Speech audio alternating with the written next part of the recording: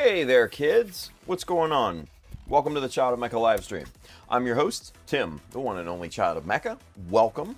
It is Thursday. It's our daytime stream. We're going to get back on this Hyaku Shiki build. I've got something a bit different in mind to work on today. So we're going to jump on that here in just a second, but just wanted to say hi to our good friend, Mr. Mech Manny. What up, Manny? Good to see you, buddy. Good to see you, man. It's been way too long, bud. Been way too long. I hope you're good, man. I hope you're good. So, that was a name that came up in the chat here a little bit earlier that I was really happy to see. So, good stuff. Good stuff. What up, Manny? All right, excellent. So you guys, we're one and done today. It's one stream today, so let's get some work done. I know the last couple streams have been very conversational heavy, which, don't get me wrong, I absolutely love. But I want to get some work done on this thing. So, with that being said, let's rock and roll. Let's go camera 2. And let me bring you up to speed if you missed last night's stream. We've got the leg details here really nicely there. Excuse me. On both outside of the lower legs. Really like how that looks, how that came out. Everything's looking nice there. Just some things I got to tidy up with both of these. Little outline scribing, little beveling, little cleaning up of glue marks and stuff like that. But other than that, I think those are looking really good. I'm going to add a few little notches here and there along the panel lines. You guys have seen that, so I'm not going to do that on stream. I'll just tidy those up, you know, off stream and everything. But the thing that I wanted to work on today is the knee armor, right? The knee armor. Especially this area right in here, this little blank area. And kind of what I was thinking, and let me see if I can find, yeah, here it is, right here, right on top. Come on, you. So, if you guys are familiar with some of the mobile suits, like the Hummingbird, like the XS, what I think maybe the Delta Plus has it as well, but they have these kind of like knee spike types of things, right? I think this would be a really, something like, not this specifically. This is what I made for the Hummingbird, right? This is the actual master part that I made back in the day for the Hummingbird, 10 plus years ago at this point, and you can see the plastic is yellowed over time, and that's, you know, completely normal. Something, you know, akin to this, nothing obviously anywhere that big, but something similar, you know, to that, just much smaller, but something protruding from that, and kind of what I had in mind, and let me show you here on the assembled leg here, something that, you know, it's 4 millimeters wide, this gap, right? Just like that. Something small, something that maybe, I don't know, maybe comes up to about here, you know, on the leg, you know, so it protrudes up here and comes up to maybe about here. So nothing crazy big, right? Nothing crazy big. But what I also want to do is continue, butt that part right up against here and then continue that part down here, right? So that it all moves together. And I think that would look really cool. So that's, I think, what we're going to be kind of brainstorming and then start to create today.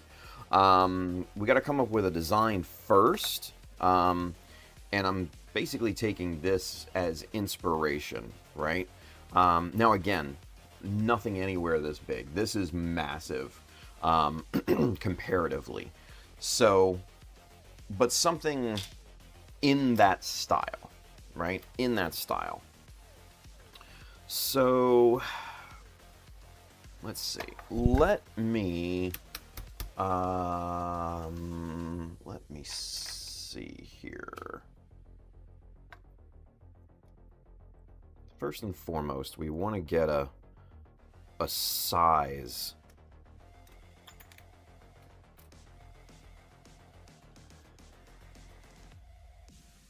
Yeah.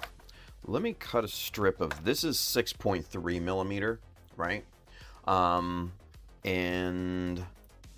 let me cut a strip of this as a, basically to use as a template, right? So I want to cut it bigger than we need as well.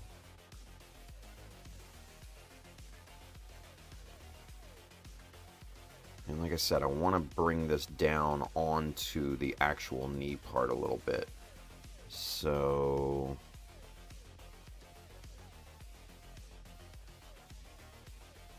maybe about there. Yeah, that's what I'm kind of thinking. Maybe about there. All right. So we've got a template to work from now. And that, mind you, that's way bigger than I want it to be. Way, way bigger. But that gives us a good canvas to, you know, kind of put something into place. You know what I mean? Let's see. Mike Dawson says the Delta Plus does not. It has more of a knee. Okay, normally. I didn't know if it did or not. I'm not very familiar with a Delta Plus. Pandalope over there on Twitch, like a small air splitter style part. I mean, kinda, if that's, you know, if that's the what you would call something like this. Just kind of a protrusion, kind of like that. A protrusion, extension, something along that line right there, right? You know, something, and I'm pulling the Rizel here, something kind of like that, right? See how that comes up? I really like that. That's kind of the look I think that we want to go for. Something in that style, right? Something in that style. Excuse me.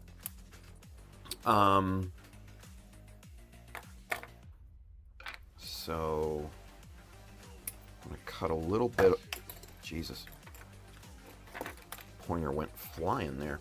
Cut a little bit off of there to kind of compensate for the leg. Now I want the leg and everything for this process. I want everything to be nice and straight, right?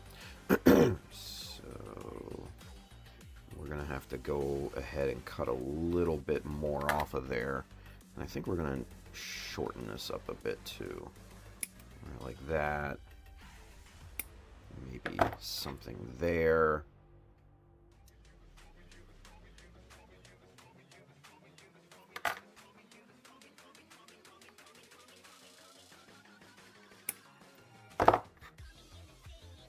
What's that look like right there?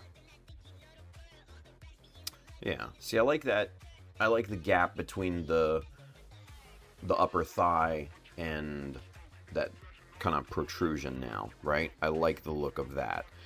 That's kind of what I'm looking for. Kind of what I'm looking for, yeah. So, all right. We're cooking now. We're cooking. All right, so now, let's see. Pencil. Okie dokie. So now I'm going to bend this back a little bit so I have some room. Actually, what I'm going to do, put that off to the side. I'm going to work on this since it's a little bit smaller. Bring this in.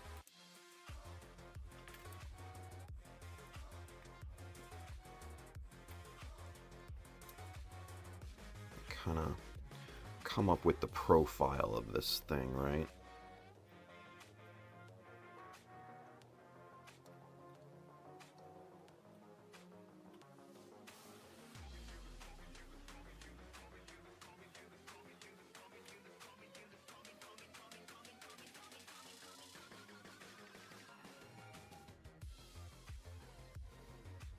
All right, so there's there's our, shit, you guys can't even see it. Let's see. All right, so there's our mark for where the part is, where, you know, where it falls, kind of where the transparent part overlaps is basically what I'm trying to get out of my mouth. So I like this shape here. I like that. I think we're gonna keep that. I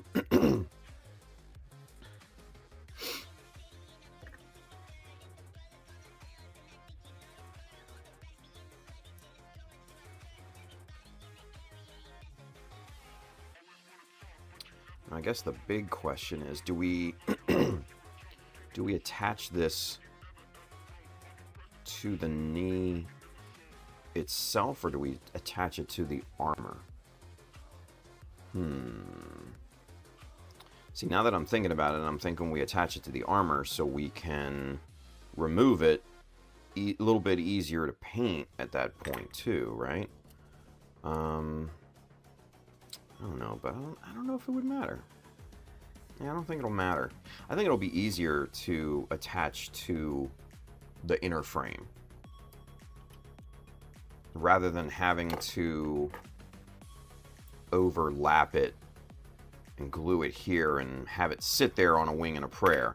I think we put it onto the knee itself. We keep this separate. Yeah, Bob's your uncle. Let's go. Okay. That's what we're gonna do. That's what we'll do. All right. Cool.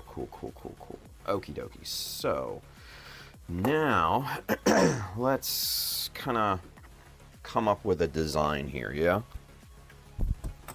An overall shape. So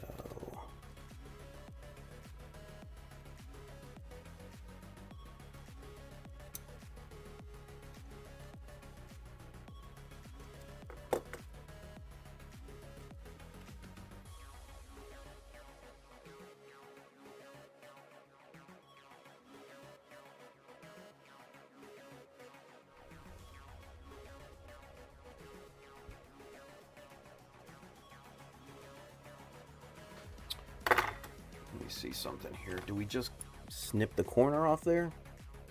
Is that all we're doing? Is that all it's gonna take for this?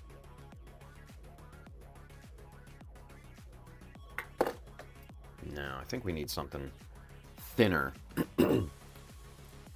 than this. I think that's too thick.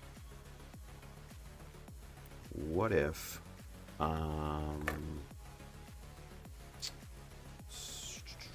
scribing jigs, let's go. Alright,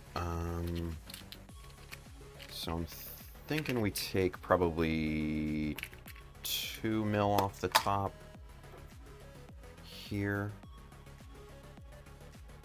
Let's see what that kind of looks like and gives us.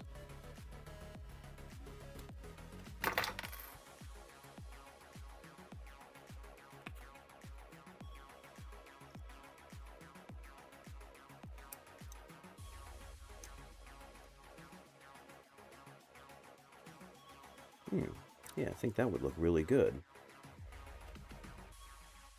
Okay. I think that would look really freaking good. Okie dokie. So, with that being said, what is that? 4 mil we need? Yeah, 4 mil. Okay, cool. So, let's kind of trace this onto the 4 mil.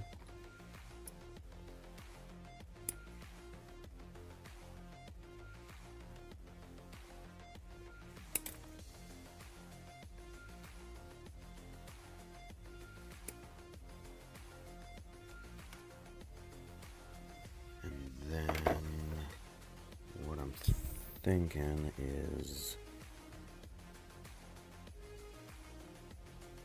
cut it like that. Let's clean up these angles that we cut here and square them out.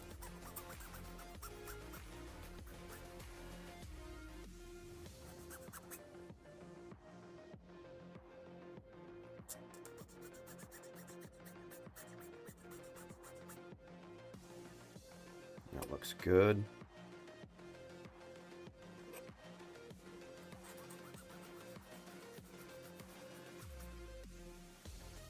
And right now I'm just trying to get the base geometry, you know, similar to like what we did with the Shiki's weapon. Just get the base geometry. I think this angle needs to be a bit more acute. Something like that, maybe.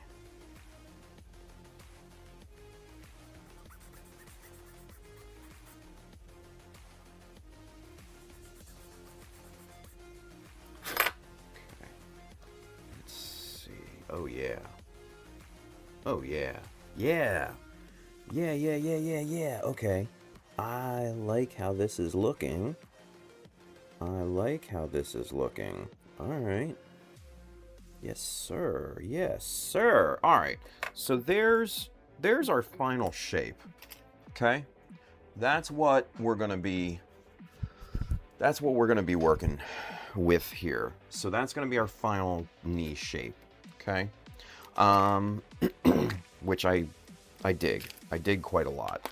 All right, so with that, now we need to duplicate this piece 3 more times, and this is 4 mil, right? Okay, cool. So number 1, we need to get measurements. Let's see. How long is this? This is 15, 16. We'll call it 17 millimeters. All right, let's get to duplicating, kids.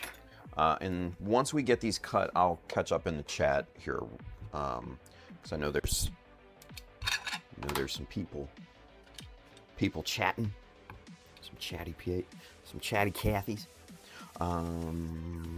Let's get all the debris out from there.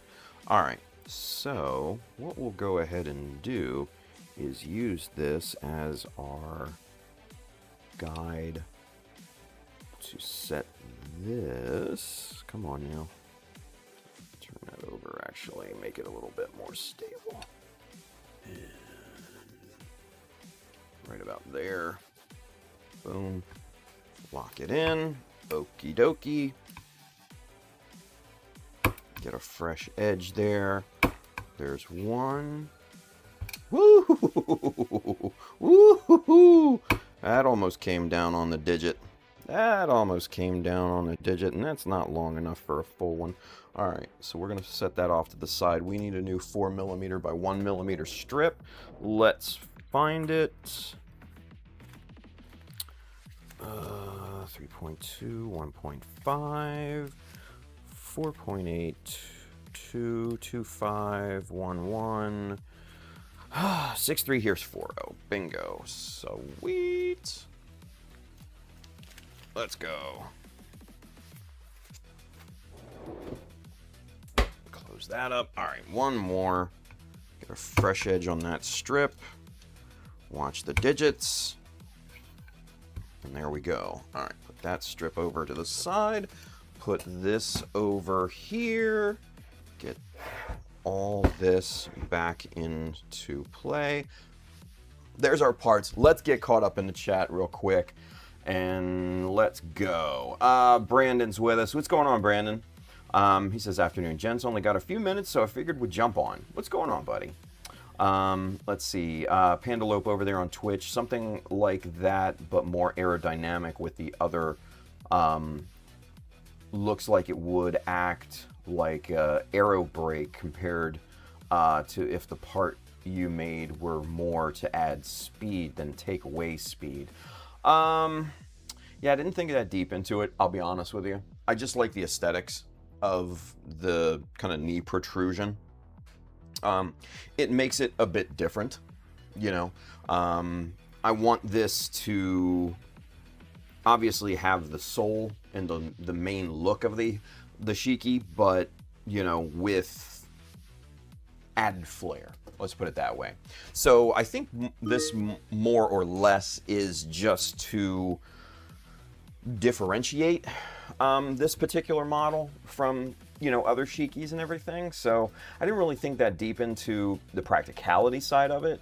And with this model especially, I'm leaning more toward the aesthetic rather than the practical, which is a bit of a different take, you know, for me. Yeah, I'm kind of going more toward the looks and how it looks and, you know, the quote-unquote cool factor. So, yeah, that's what I'm kind of leaning into. Brandon says, thank you to all who participated in part 1 of 0 Parts Given. I'll pick a winner tonight for the mystery gift. Ooh, nice. He says also, part 2 will be posted soon. Had a family emergency yesterday, had a funeral tomorrow. So time is tight right now. Yeah, dude, take care of you, man. Take care of the family, buddy. All of this is secondary. And Brandon, let me tell you this right now. This is not your job, dude. You know, you are not beholden to anybody, you know. You know, family always comes first, no matter what. Family always comes first. So just remember that, dude. All right? Just remember that. Don't be too hard on yourself. Okay? This will be here. I'll be here. So just take it at your own pace. Take it at your own pace. So, let's see. Where do we leave off? Gio's with us. He says, hello, everyone. What's going on, Gio?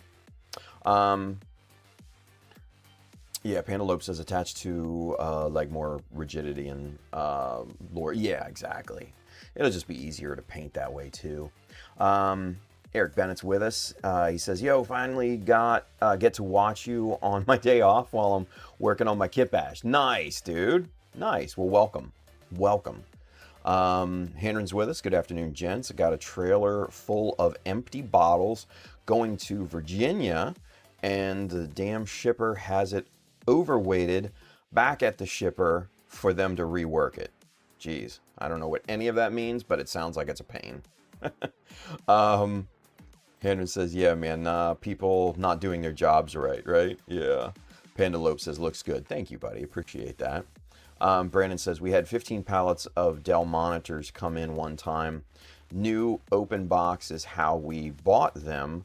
They arrived thrown in a big box on pallets, and all the boxes flattened and strapped to the pallet. Wow. Fair enough. Let's see. Hendren says, by the way, if anybody wanted 0.15 chisels, A to Z Hobbies has them in stock. All right. Over 30K of product unusable because the third-party freight company the seller hired couldn't do their job right. Oof. And then Hendren says, I'm telling you, some of these warehouse workers doesn't deserve the little money they're getting paid for the shitty jobs they do. Wow. Let's see. Hendren and Brandon going back and forth. All right, cool. Brandon says, oh, I know, Tim. I just like this idea and have lots of good ideas for it. I'm itching to get the next post up. All good, man. All good. But, you know, I just wanted to make sure that you know where the priority is. So, and that's with family. So, it's all I wanted to say, dude. All I wanted to say. So, Cool deal. All right, excellent. We're caught up. Let's get to duplicating. Let's get that over there. Let's get to cutting. All right, so let's get those off to the side. Actually, I like the master in front here, and the master is the main part that we are duplicating. For those of you not sure what I'm talking about there, snip, snip, snip. Snip, snip, snip.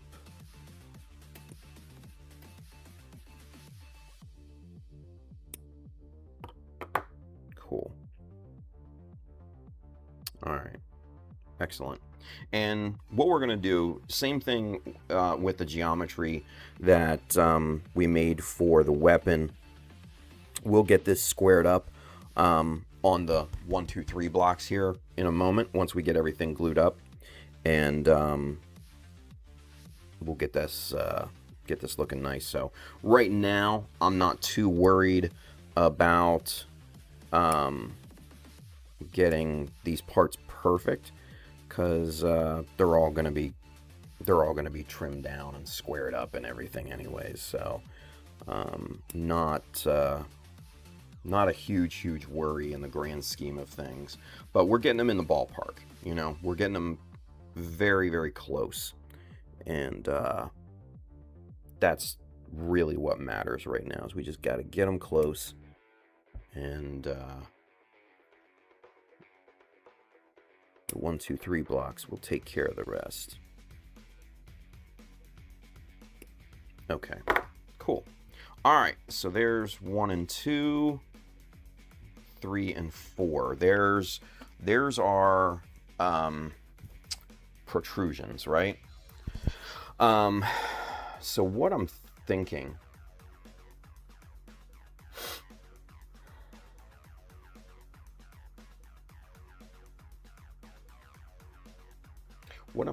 for this, I've got some other ideas. We'll flesh those out here in a bit, but I've got some other ideas for this that I think are going to look cool. All right, so with that being said, we need to make this these parts 4 millimeters wide. These are 1 millimeter plastic, so we need a 2 millimeter filler. So I believe this is 2 mil right here. It is. Excellent. All right, so with that being said, let's get these two off to the side. We're going to do this once, and then I'll duplicate it off stream so you guys aren't, you know, bored to tears with me doing this stuff here. All right, so let's get...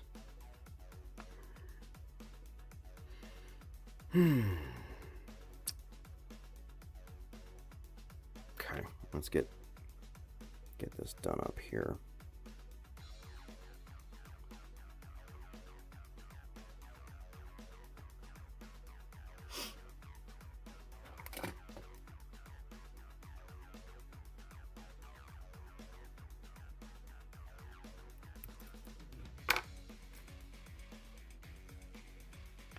All right, and we're going to move quick, so we're using super glue.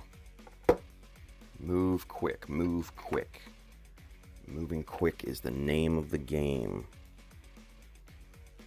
I want to get this done today. What time is it? 12:39, hour and 20. Let's go. Did that close up on me? Yeah. God damn it.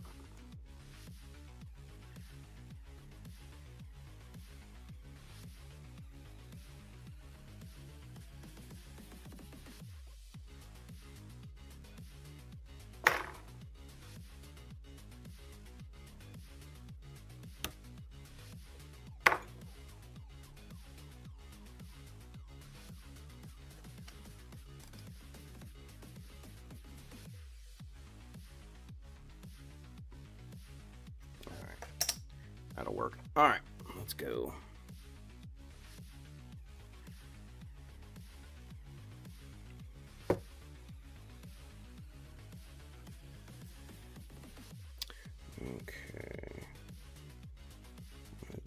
from this side because it'll be easier.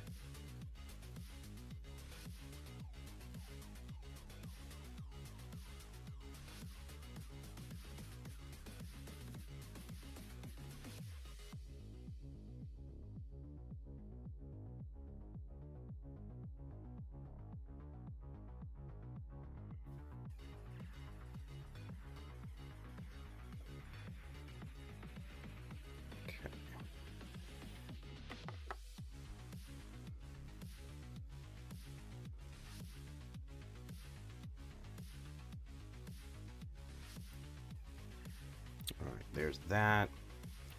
Let's get a little strip there. We're gonna need to cut it down quite a bit. I'm gonna need to angle it so it'll fit up front here.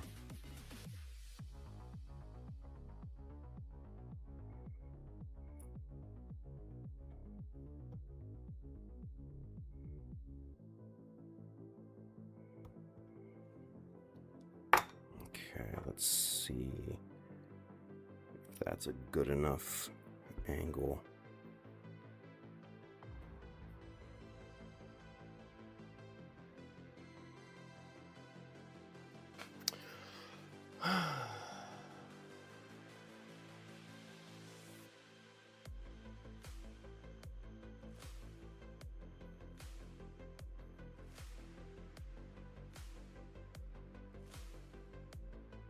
Sorry guys, I'm having a think here.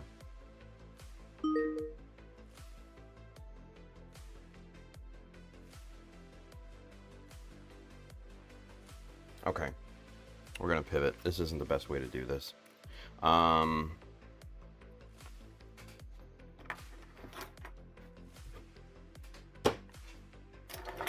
This is not the best way to do this. All right, we're gonna go back, not to the drawing board, but back to the chopper. All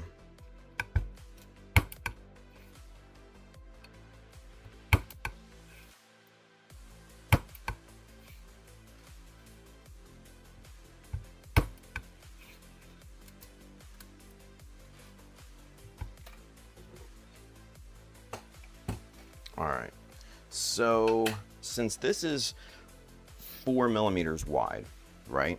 And I'm gonna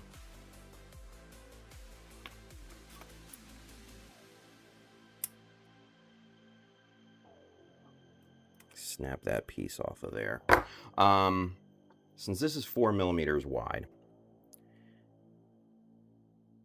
it's gonna take longer to do those,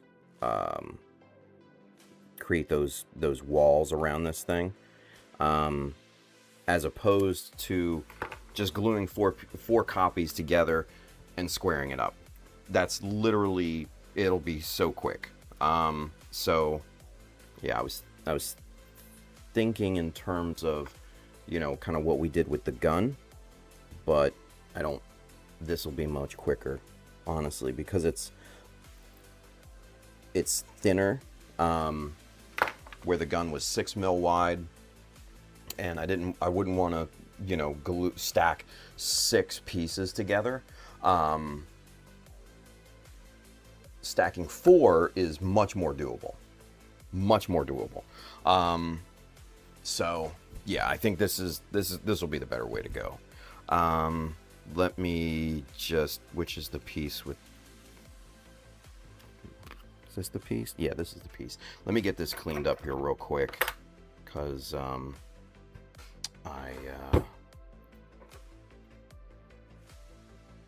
didn't get 100% of it off the piece here, but we got most of it, so I just want to, there we go.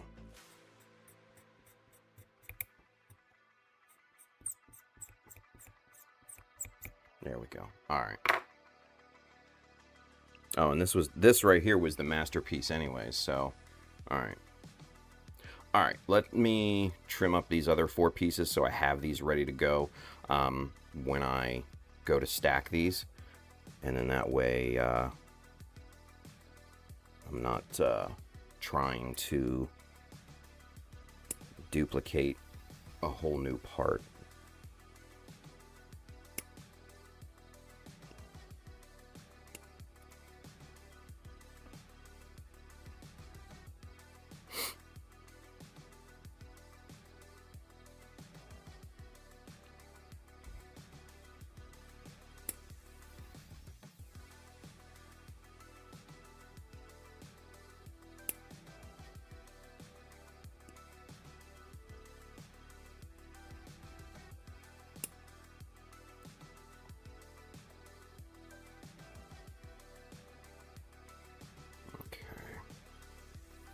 Alright.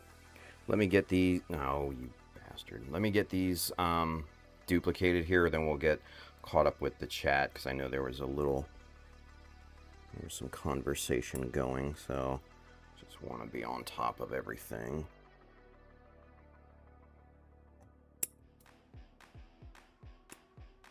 Part of streaming is engaging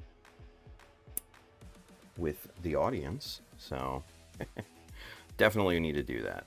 So, I know I want to get work done and everything, but getting caught up is also very, very important. Alright, almost there. Last one. Boom. Okay. So we got 4 duplicates done. We've got our 4 pieces here. Alright, let's just rock. Let's get this going here. Get all the plastic shards out of here. Alright, so with that, we're going to start stacking pieces here.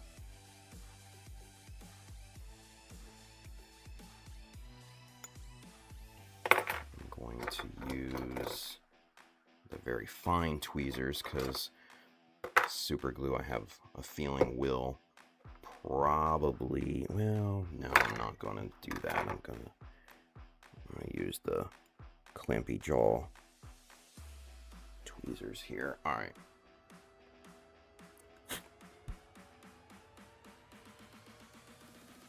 It's a fucking thing. Hang tight, kids.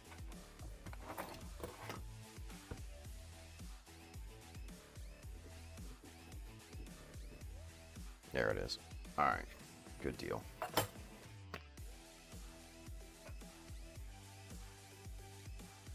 Whoa, that came out like crazy.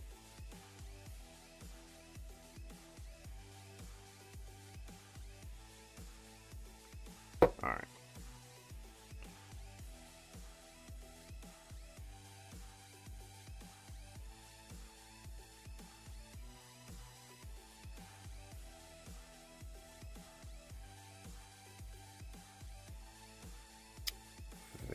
Good. Good placement.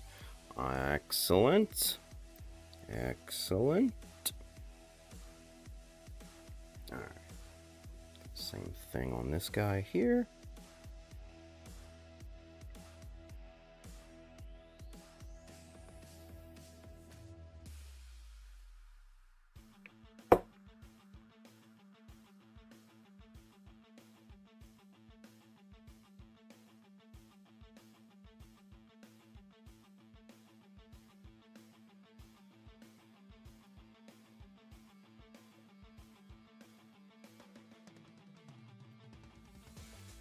Cool.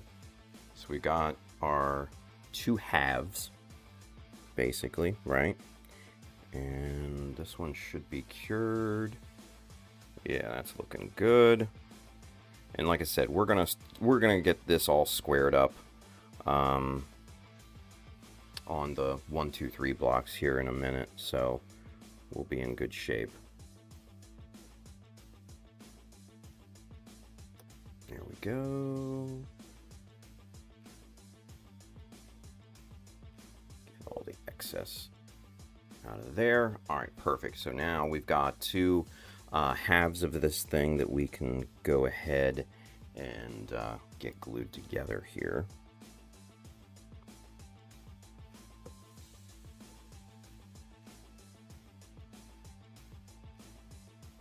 Now, when you do something like this, you're going to get super glue on your hands. There's no other way I can break it to you. You're going to get a little messy. Oh, you bastard. Sometimes you might drop a part or two. That sucks too.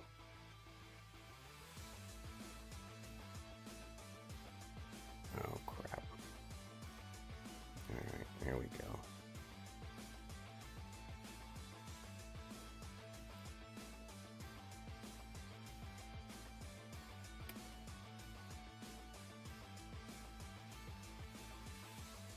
Alright. So, there's 4 mil wide. And we're going to need to trim that down a little bit because it's just a hair over where it needs to be. All right, but first, let's get this squared up. First and foremost, let me get the sides nice and clean.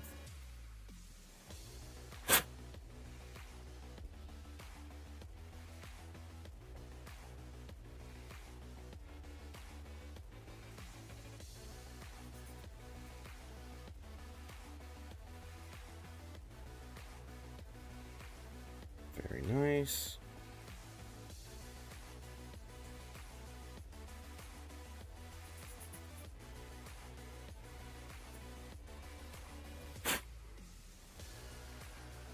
Okay.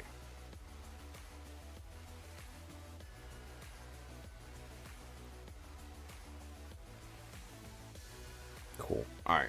Excellent. All right. So now the squaring up process begins.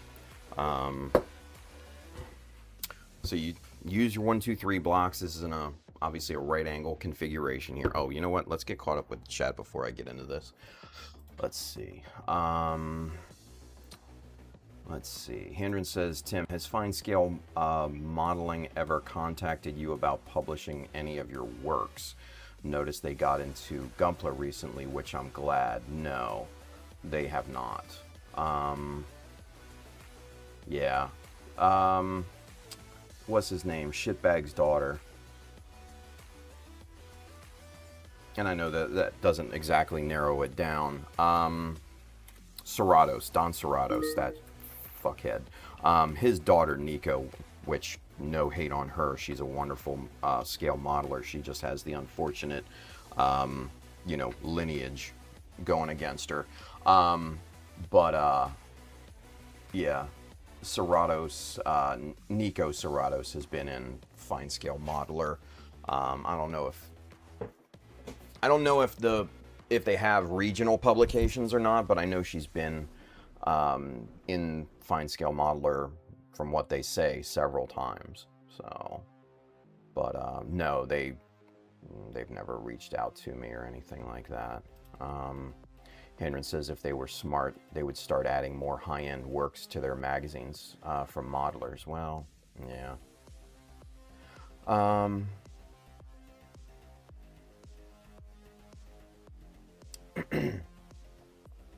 Let's see. George says, Tetsugen's George, Fine Scale Modeler has featured Gundam stuff here and there for years.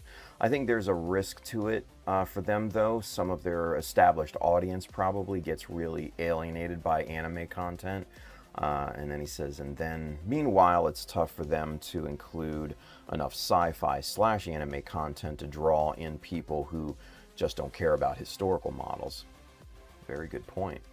Henry says their generation will be dying out soon. I wonder what they're going to do then. Whew.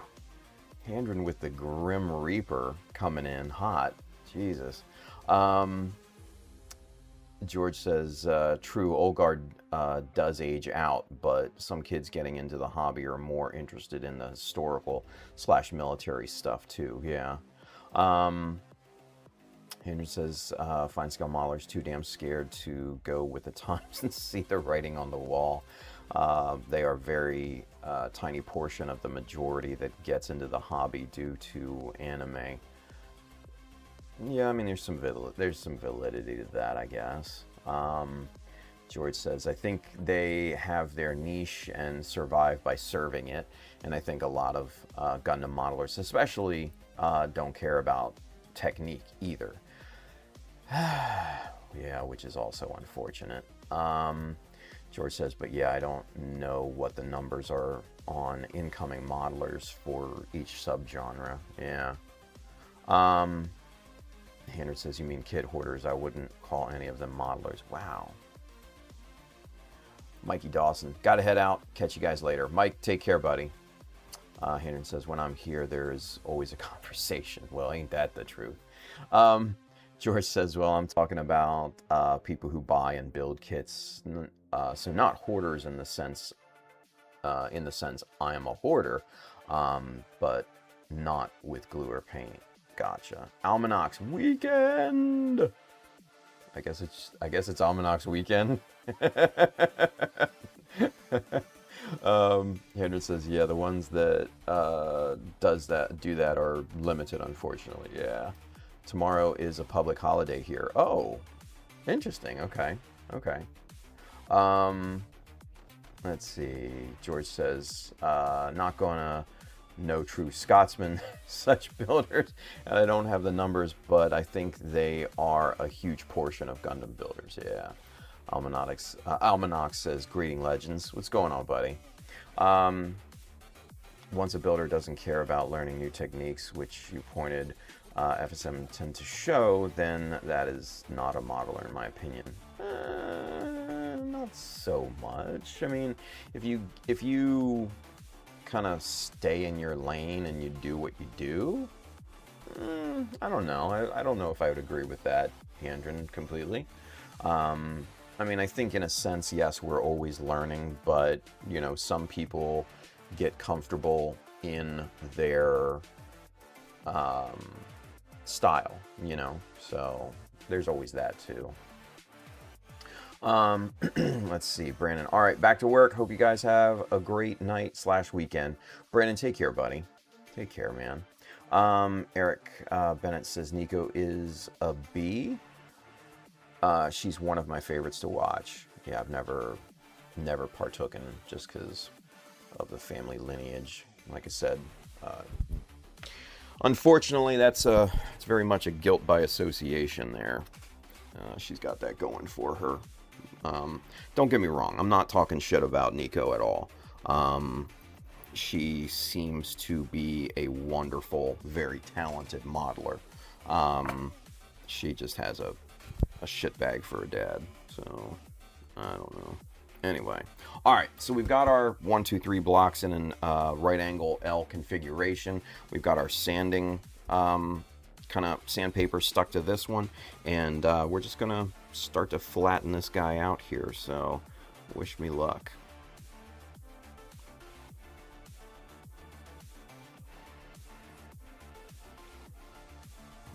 Flip it over. Alright, she's starting to sand down, so that looks good.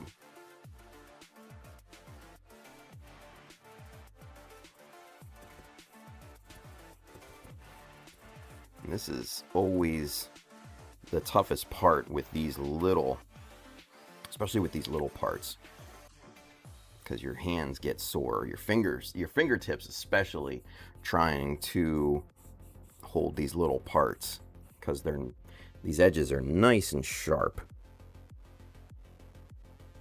and it's not fun.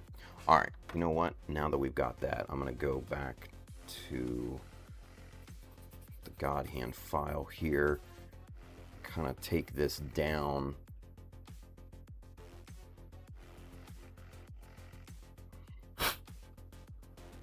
Man, that thing does a good job. Holy shit. That's almost dead ass flat. That almost dead ass flat.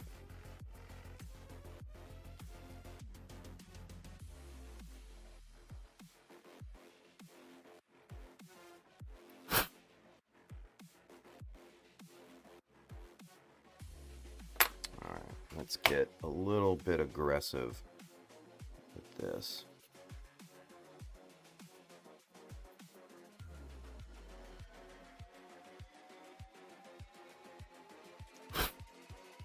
There we are. All right, and now finish it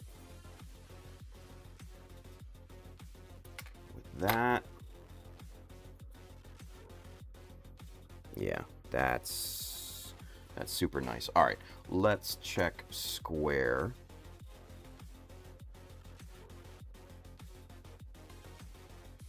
That's a dead 90 degrees right there to the sides. That's excellent. All right. Perfect, perfect, perfect. Okie dokie. So now let's go at the bottom here. And I'm just going to basically start to get this rough flattened here.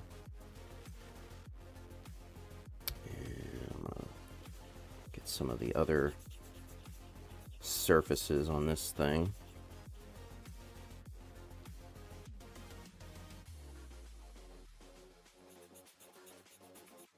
And this will start to change its shape slightly from what the original looked like, just because we're taking material off here. You know, there's unfortunately in this process no way to avoid it, but you know, it is what it is. All right, let's do... There's one piece that's kind of... No, that's not even gripping. Okay. It's one piece that's kind of sticking out on this angle here. Let's go a little bit more aggressive than that. There we go. There we go.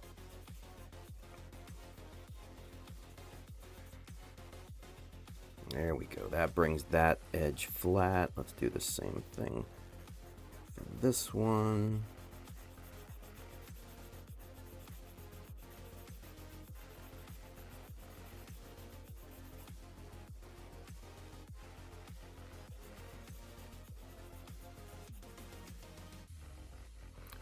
Okay. Cool. We're getting there. And we're rough shaping right now. We're not even finalizing and everything. We'll get this thing back on the 1, 2, 3 blocks here in a minute and kind of really get this thing looking good.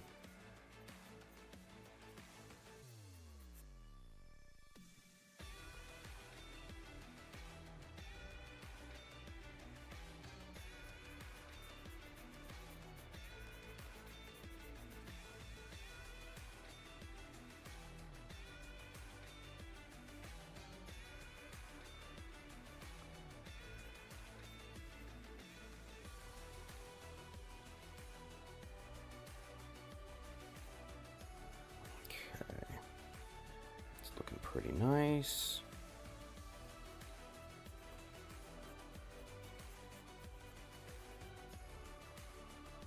Good there. All right.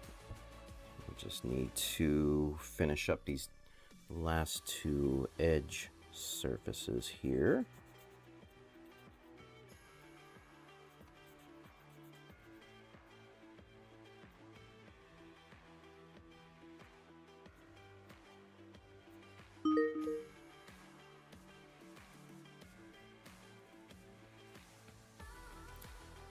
Looks pretty good. Just a little bit more on this side. Nice, nice, nice, nice. And then last but not least, we just got to finish up the front.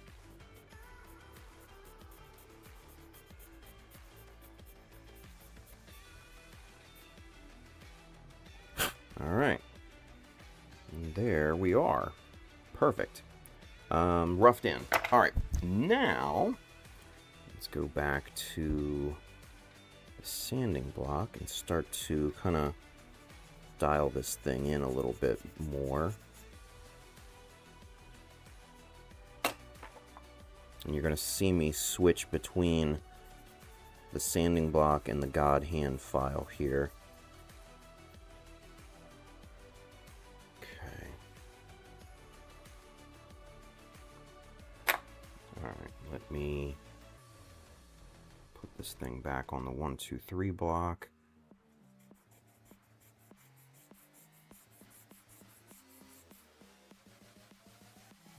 long edges first.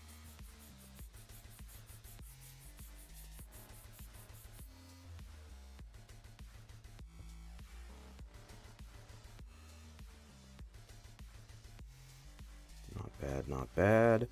All right. And then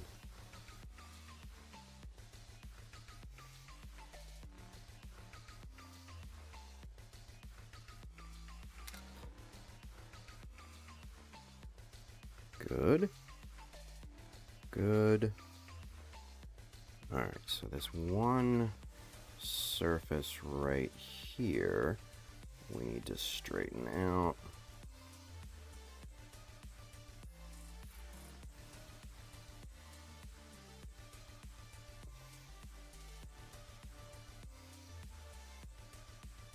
Not bad, not bad. All right. Let's get caught up here real quick, yeah? Let's see. Lelouch says, hey, Brandon, sorry for your loss. Love, much love, and take it easy, man. Yeah, absolutely. Absolutely. Handren says, Tim, I ask you, beside having fun and all that, feel good jazz, LOL, would you compare yourself and the likes of you to somebody that only puts together a puzzle? A builder is not a modeler. I mean, we can debate that for hours, I think. That's a very philosophical question, one that's not easily answered.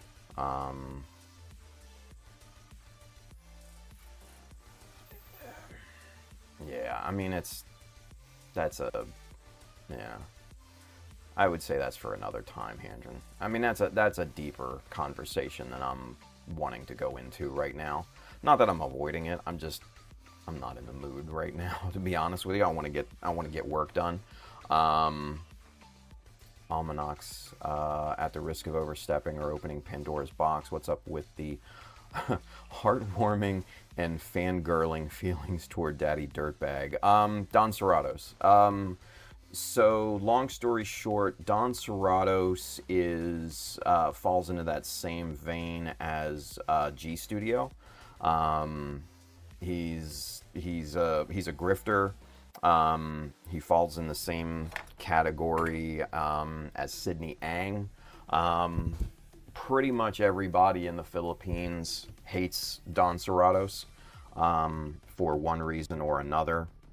He has taken money from a lot of people, taken money from a lot of companies, and never made good on promises and things. And there are receipts to go along with it, and firsthand accounts, and things like that too. From actual business owners that have tried to work with him in the past and got burned. Yeah, he's just a very unsavory character. He's, like I said, he's a grifter, just like Justin, G Studio. And yeah, that's kind of why there's animosity there. And yeah, he basically just gives bad advice, and he hops from one modeling cash cow to the next. So he hops from Gundam modeling over to miniatures and things like that, and he grifts the companies there too. So yeah, he's a very unsavory character in our hobby, unfortunately. He's one of the bad apples. So that's why I kind of hate on him. And one thing that I always like to say, I don't talk shit about people. I talk about shitty people. So, yeah.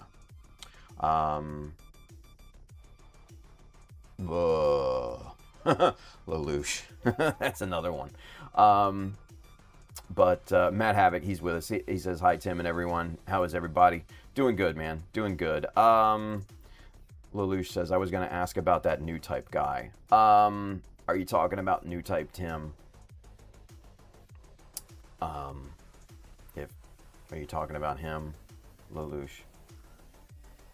Is that the guy that you're referring to? Because he's another one.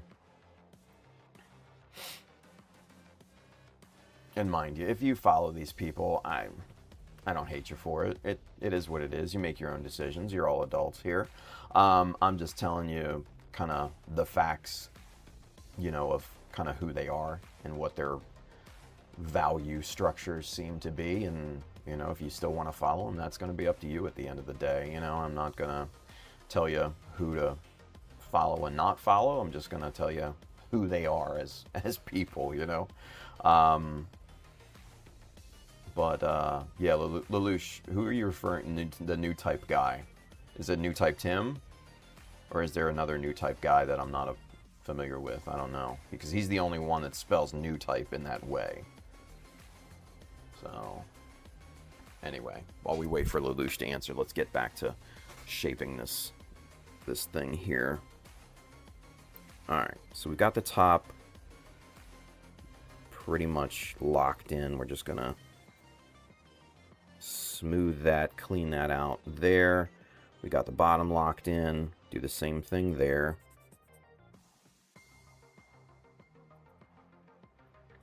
That's looking good. Alright. And then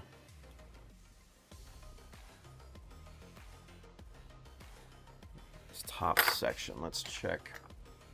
Oh god, yeah, new type Tim. Yeah, that's another one, man. That's another one. Yeah, new type Tim is another kind of shitty person in the hobby. And I'm sure probably some of you follow him, and that's, neither here nor there. Yeah, so new type Tim was a failed fashion influencer. And then he saw an opportunity in Gunpla, right? And he's told this to people. There are screenshots of conversations and all of that, so this is not hearsay or speculation or, anything like that. In those conversations, he's also talked about buying likes on Instagram, buying followers, I should say. So that's kind of how he got, his quote-unquote audience.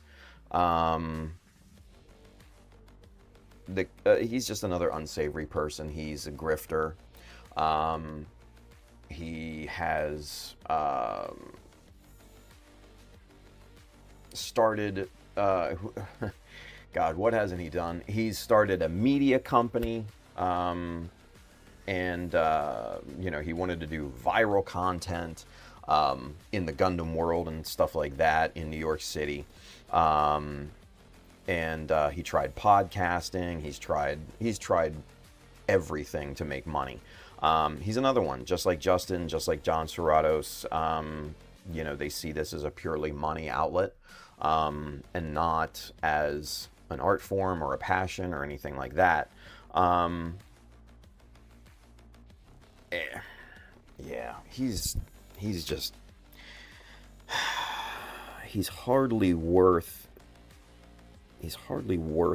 the time it takes to talk about him, honestly, because he's just so fucking sad. He's oh my god. Yeah, it's all about money. It's all about the money for them. There's no dedication to this hobby. There's no teaching. There's no any of that. You know what I mean? And that kind of goes with all these guys, unfortunately. They get caught up in their own hubris and they forget about, giving back to people and educating, and staying humble and, true to the game, as they say. It's just, yeah, it's fucking pathetic and it's sad and it just honestly, it gets me down and it pisses me off, honestly. Just, yeah. And it's, mind you, Lelouch, not your fault. I'm not trust me, that's not what I'm getting at. I'm just saying that the topic of these fuckers in general just piss me off. Because that's exactly what they are. They're goddamn grifters, man. And they take advantage of people, and it's just terrible. New Type Tim, he's tried to do build gatherings in New York City where he would charge money, for admission, where people like Manny and Gunpla NYC and those guys, they're putting on build gatherings for free. You bring a kit, let's build and hang out. And New Type Tim wanted to, charge admission just to be around him or whatever. And he's also tried to get sponsored by every store under the sun. When Adam rejected his offer of sponsorship, that's when, he got a stick up his ass and, started going after, USA Gundam Store and, everybody associated with it and everything. But yeah, he's pathetic. He's sad. He's fucking sad. Pandalope says it's crazy how much there are different communities for different hobbies, and all of them have their drama. Oh yeah. He says, I was seeing on the news about the 200,000 Lego drama that's happening in the Lego community. Oh, I did see that. That's some crazy shit, right? And I don't know the full story, but some Lego YouTuber, and I guess he's big, and I don't follow, him or that, but evidently he consigned a collection of Lego, like rare Lego kits, unbuilt, unpackaged or whatever, still in box, worth about 200 grand. He consigned them to a store. Well, that store over the course of time sold to a new ownership, and the new ownership didn't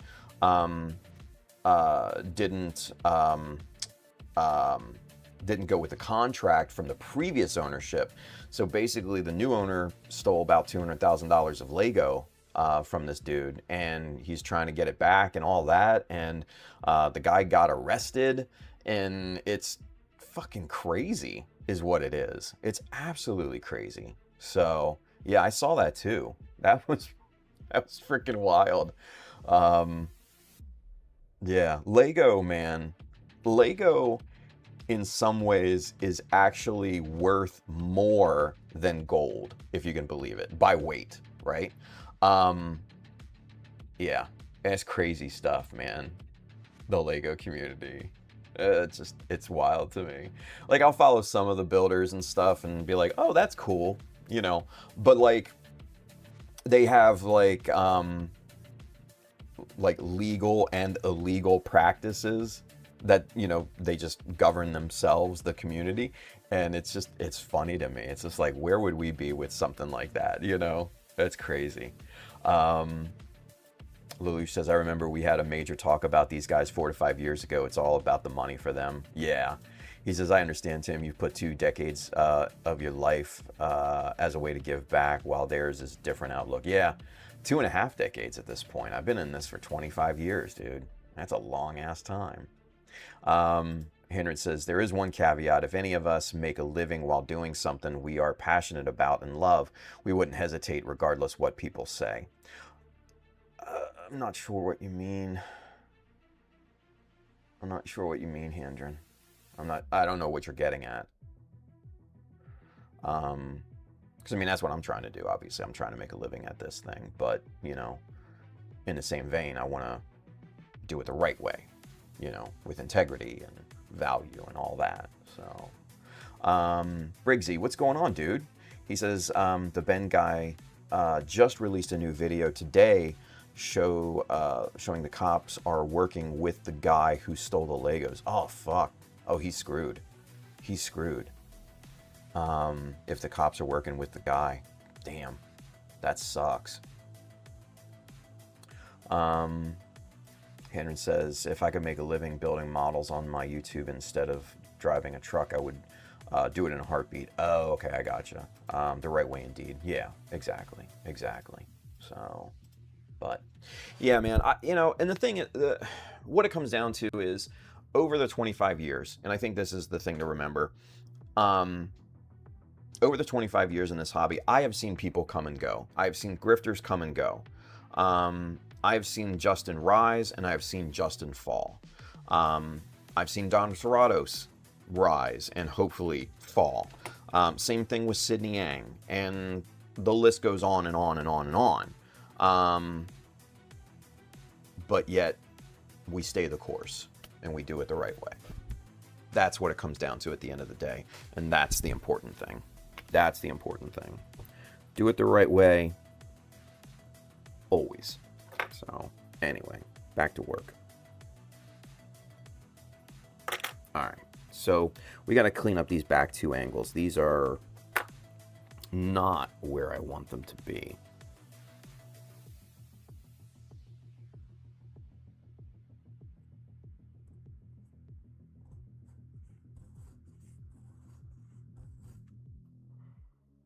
Okay, that's getting squared. Perfect. Okay, now this little intermediate angle here is a little tougher because it wants to round over.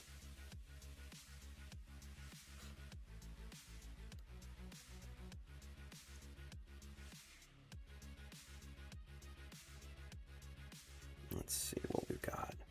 All right, that's starting to square up, but let's get the file in here and really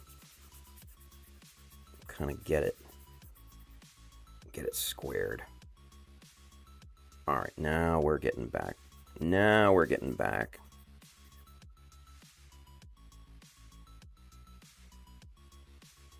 All right, cool. That edge is starting to come back at a right angle. That's what we're looking for.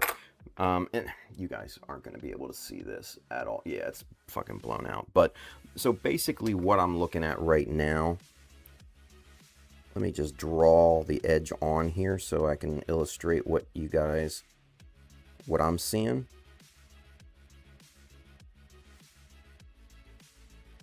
So this is what these angles look like right now, right? There's curvature to them, which means they're not square. We're getting the angles back, like it's starting to show up on the edges here. Right here, we're getting this angle back and everything starting to get that flat. So that's basically, which is just, you got to work it, you know? You got to work it down until it looks good. And you just got to keep checking for square all the time.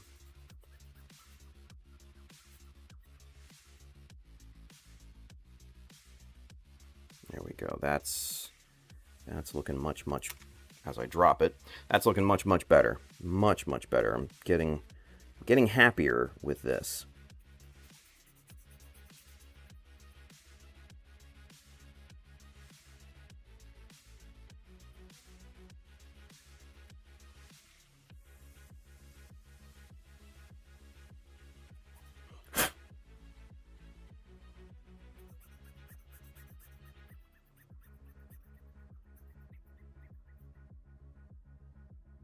Okay.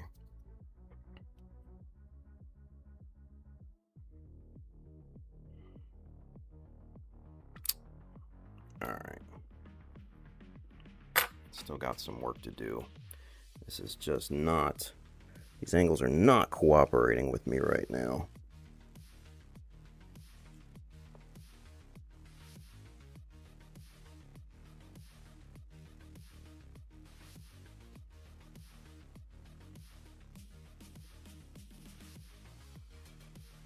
All right, let me just try to get this.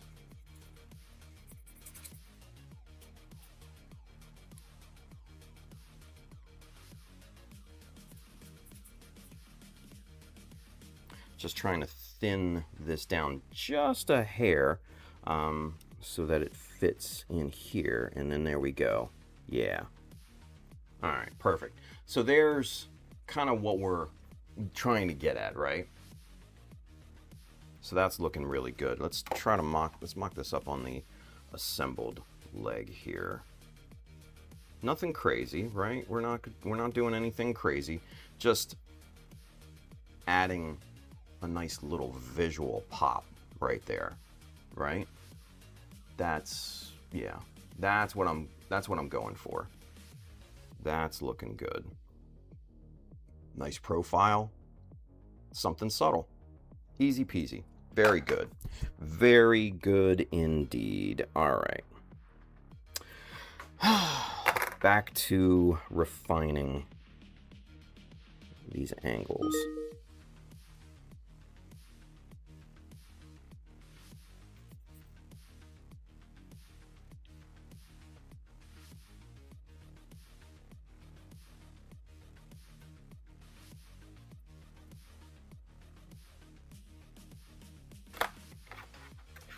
Make sure we're still in square. Yeah, okay.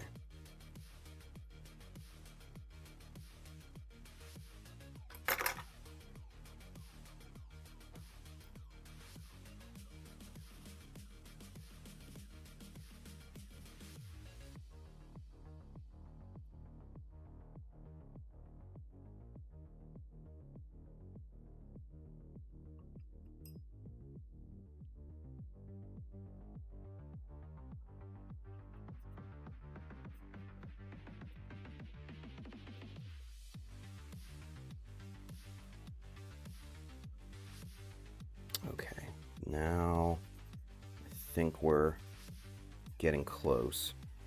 Ooh, we might have that one. We might have that one.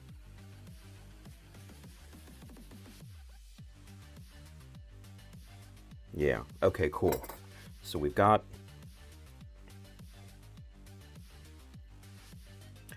our right angle down on that particular angle, and we've got one forming up here, but it all comes down to this surface right here. This is the problematic surface. And it's that little intermediate fucking surface, and that's just it. Oh, really is not a fun thing to do, because it wants to round over.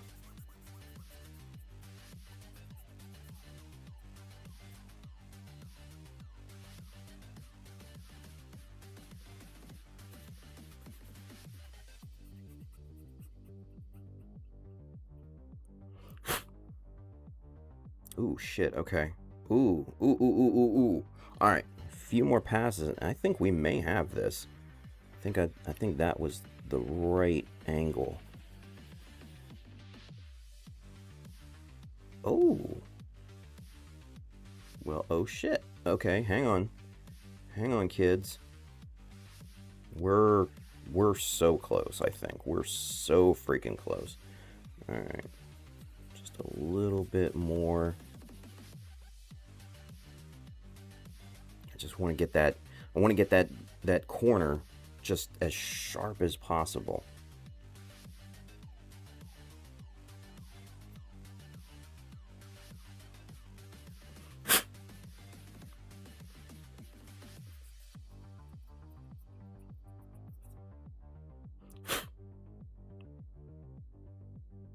Okay. That's looking pretty good.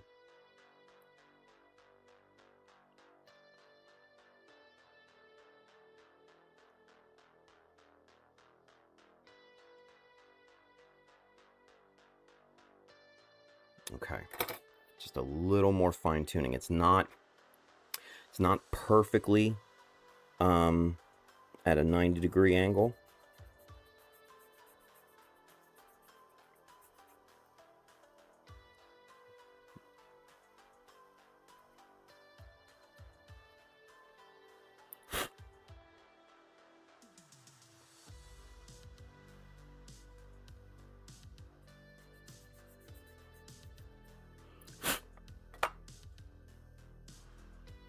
All right, I think we got it. Let's check it. Yeah, that's straight across.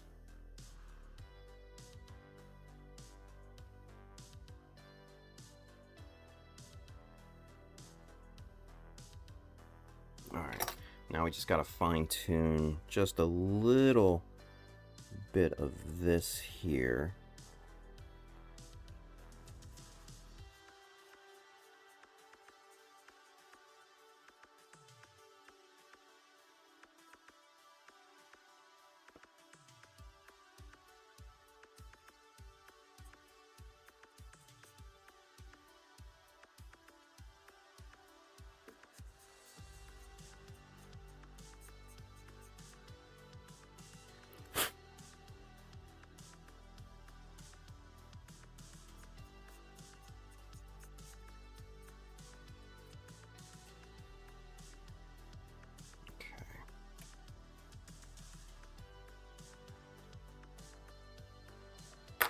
Getting there. This very top is not, yeah, it's not.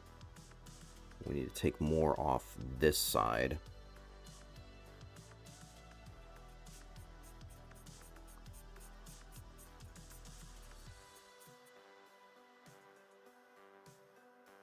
Ooh, that's close. That's super close. Super, super close.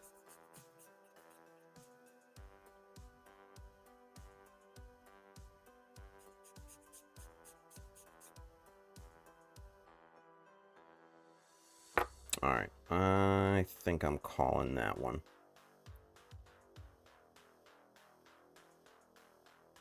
Yeah, okay. I think I'm gonna call that, and let's get this mocked up here. Yeah. Yeah, that looks nice. That looks nice. I dig it. I dig it. Cool. All right. Let's get caught up in the chat just real quick. Stay. You stand right there and don't you fucking move. Let's see. Bill's with us. What's going on, Bill? Good to see you, buddy. He says, how are we all doing? Pretty good. Pretty good. Hanron's stuck at a shipper because his load is broke. They broke his load. Bill says, I just woke up. Nice! He says, might I suggest angle the top to where it mirrors the design cures of the rest of the knee? Or has already been discussed? Has that have been... Bill, I'm not following, man. Sorry, I'm not sure. I'm not sure where you're going. Because that's, like I said, that type of look, that's kind of what I was looking for. Similar in vein, I showed the Rizel as the Shiki leg falls. That part kind of right there, that look, that's kind of what I was going for. Oh, it stayed on. Beautiful. Yeah. So that right there, yeah. That's the exact look I was hoping for. So yeah, we're looking good. We're looking good. All right. Hang on, I just noticed something. Oh, fuck. Hang on, kids. Yep, I knew it. All right. It's higher on this side. One more adjustment. Sorry. Let me just, because I know I'm gonna see it.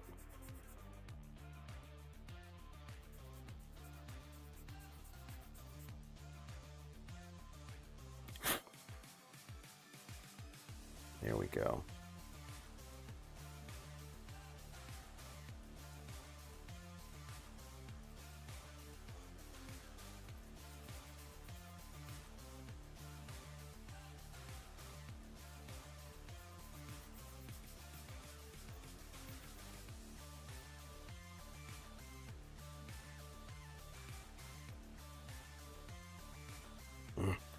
Come on now.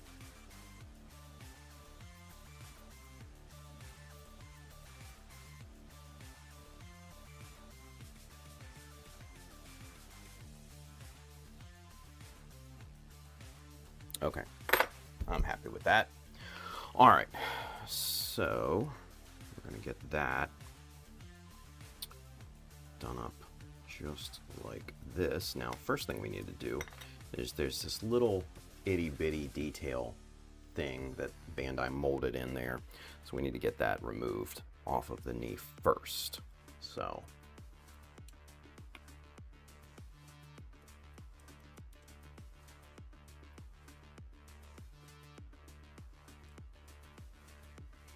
one good thing about this terrible soft plastic is that it cuts very easily.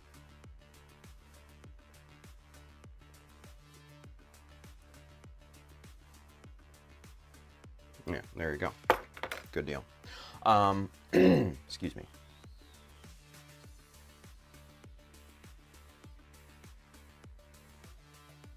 Fox is with us. He says, hello.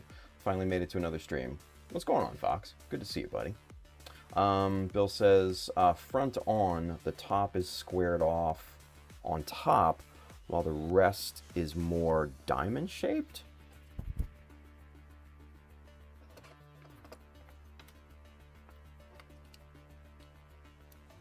Let's take a look.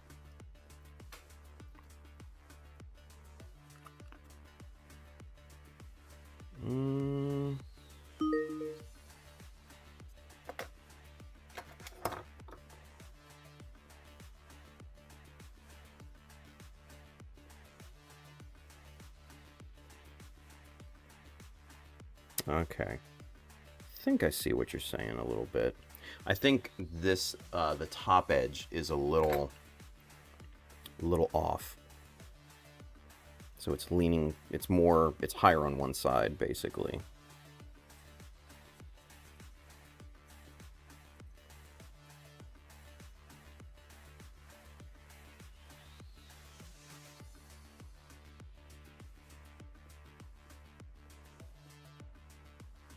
Oh no, that's the bottom.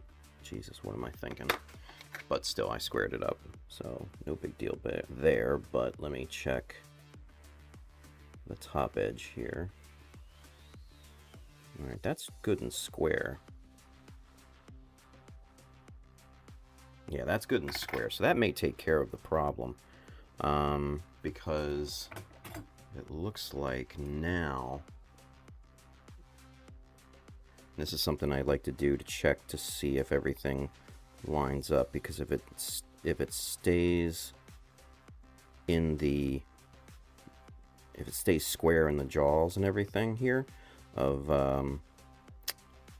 the calipers, then we're usually good to go. And if you can see light, which I cannot, that's pretty square. So alright, we're good. We're good. I'm good. We're good. Everybody's good. We're all good. Everything's good. Completely good. Yeah, okay. Let me see. Let me mock it up onto this guy here. Yeah, once this is mocked up, everything falls parallel. All the surfaces and everything. So that looks good there. So I don't know. It may have been the camera that you were seeing, Bill, but yeah, everything. Yeah, as far as I can see, everything is squared up pretty nicely. So yeah, I'm good with it. I'm good with it. So yeah. Anyway. Let's see. Yeah, Bill says, always a pain getting all the angles just right on custom built parts like this. Oh, fuck yeah. Yeah. Major pain. Yeah. I mean, and that's, as you guys can see, that's where I spent most of the time with this, is truing everything up, right? And from the original part here, right? I'm interested to see how they compare. You know, original part to what it looks like now.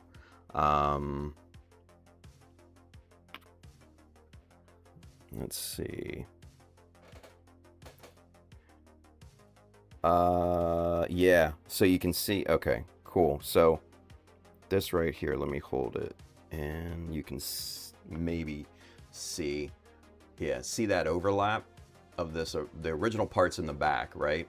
You can see how much we've had to fine tune that, and see how much length especially we've lost. We've lost about 1 millimeter of length to this thing, which is not a big deal in the grand scheme of things, but you know, it is what it is. But yeah, truing everything up on something like this, and getting it, you know, square, and getting the angles square, that is, I mean, easily the toughest part when it comes to, you know, scratch building something like this.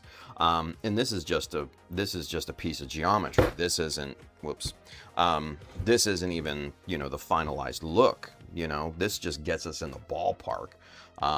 We're essentially walking through the gates right now of the ballpark. We're not even, shit, we haven't even sat down yet, to carry the metaphor a little too far.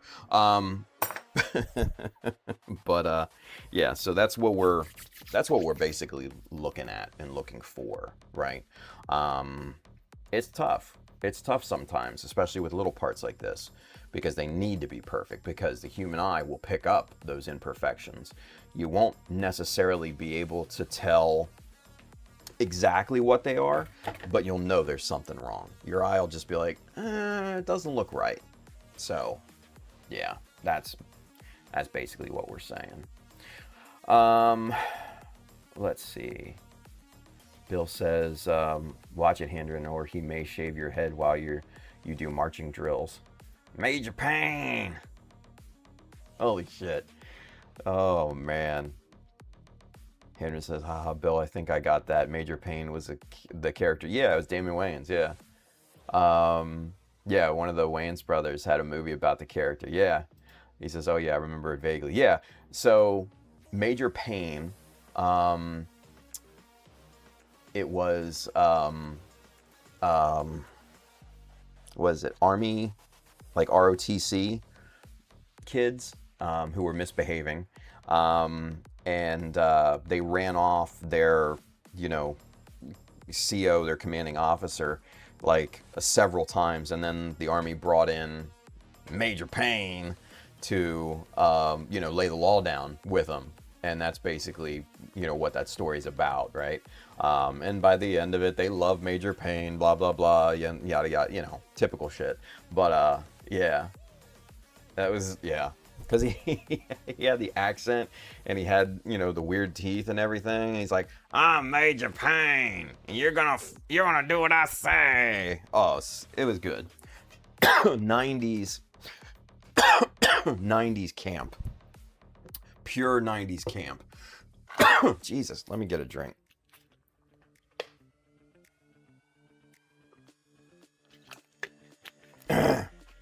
Doing that voice scratched my voice up. Oh yeah. All right, but yeah, squaring these types of parts up is a major, you know, time sink, unfortunately. So yeah, it is what it is. Breezy says new Scary Movie's out.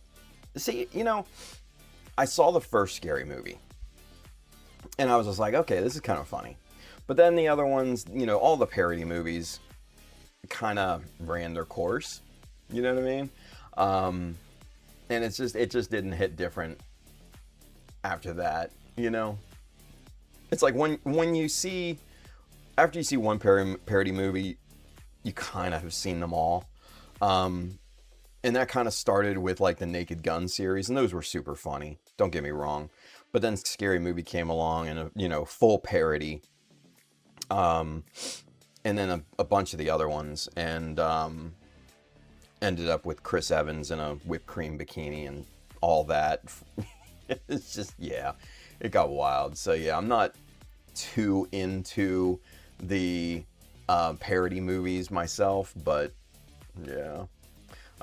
Hendren says 80s 90s comedy was golden. Yeah, it was the height of the Wayans popularity. Oh hell yeah. In living color, oh, I watched that from episode 1 to when it went off the air. That was so good. Hell yeah. Me and my friends loved that. Homie the Clown. Oh yeah. Homie the Clown. Fire Marshal Bill. Who are the, oh God, who are some of the other ones? I remember Jim Carrey doing his Vanilla Ice skit. That was great. So fucking funny. I remember Jennifer Lopez was one of the Fly Girls. That's kind of where she got her start. Yeah, that was great. So great. Hell yeah. Hell yeah. Anthony's with us. What's going on, Anthony? He says, I actually had a drill instructor in the Marine Corps boot camp who was a carbon copy of Major Payne. LOL, true story. His name was Staff Sergeant Falls. Holy shit. Well, at least he wasn't like the drill instructor from Full Metal Jacket, you know? Holy shit. That was a great movie. Stanley Kubrick. Ugh. Such a good movie. Hendren says, wish they made more Hot Shots movies. Yeah, that kind of got old after the first one, too. It was just like they were all treading on the Naked Gun's coattails. And it's just like, come on. And now, mind you, that kind of, you know, slapstick comedy parody-ish thing has been around for years and years and years. Because the Airplane movies did it in the early 80s. And those are classics.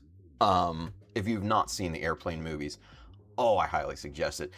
And you have to watch the Airplane movies, especially like 2 or 3 times, because there are subtle jokes that you don't get on the first run through.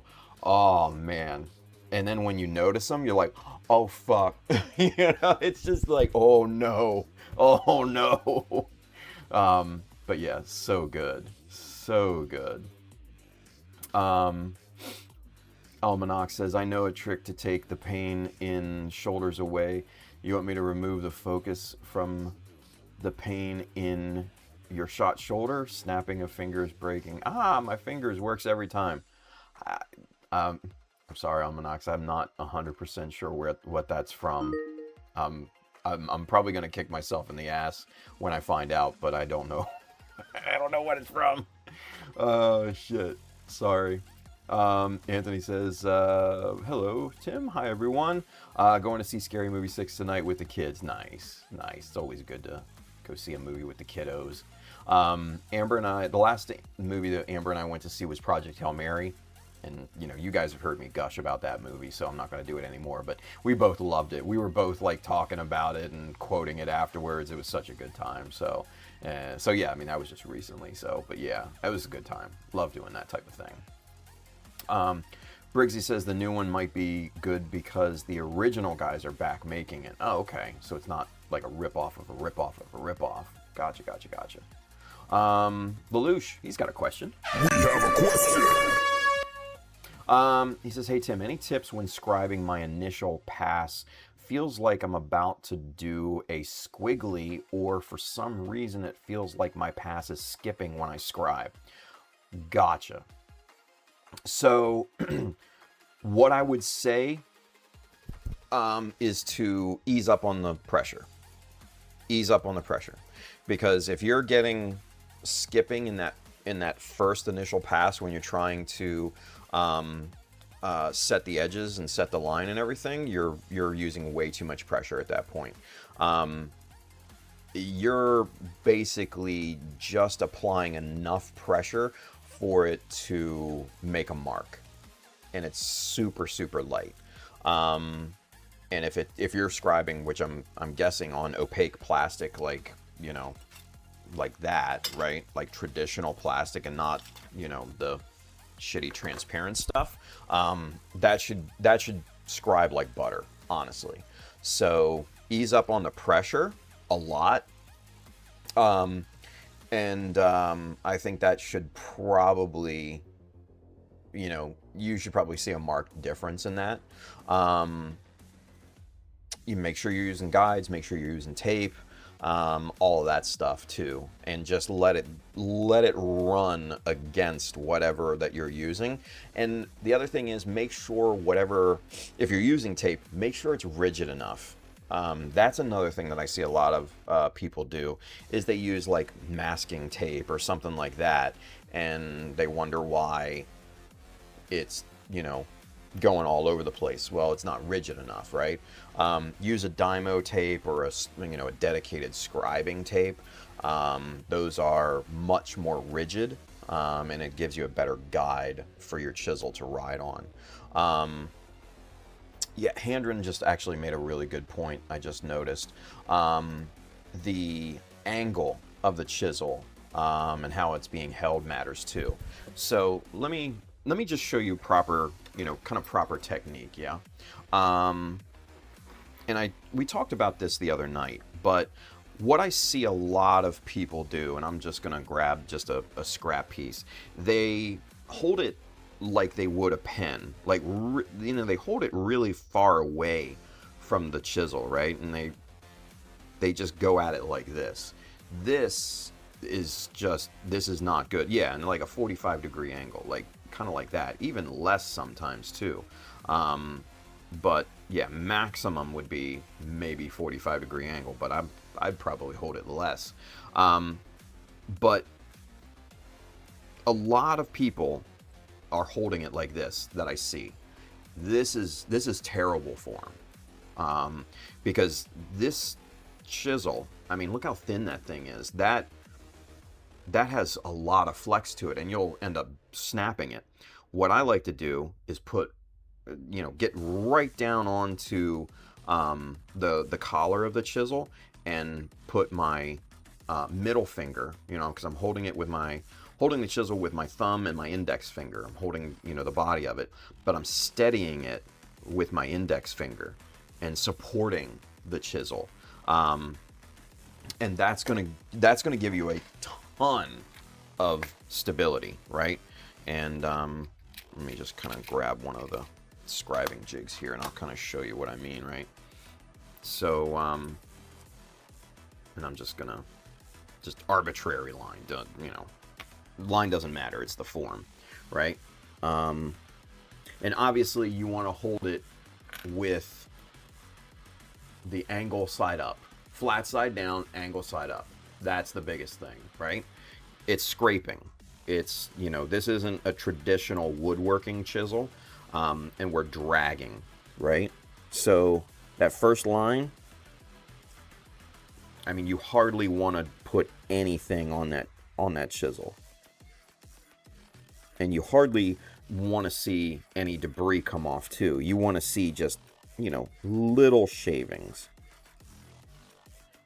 And you'll start to see the shadow of that line start to form. And once you see that, you can start to gradually ramp up your pressure. Not a lot, just a little. And then see, look, watch. See that spaghetti that we're getting there? That's kind of what you're shooting for. Now, it's not a requirement, but if you see that, you're carving in a good line.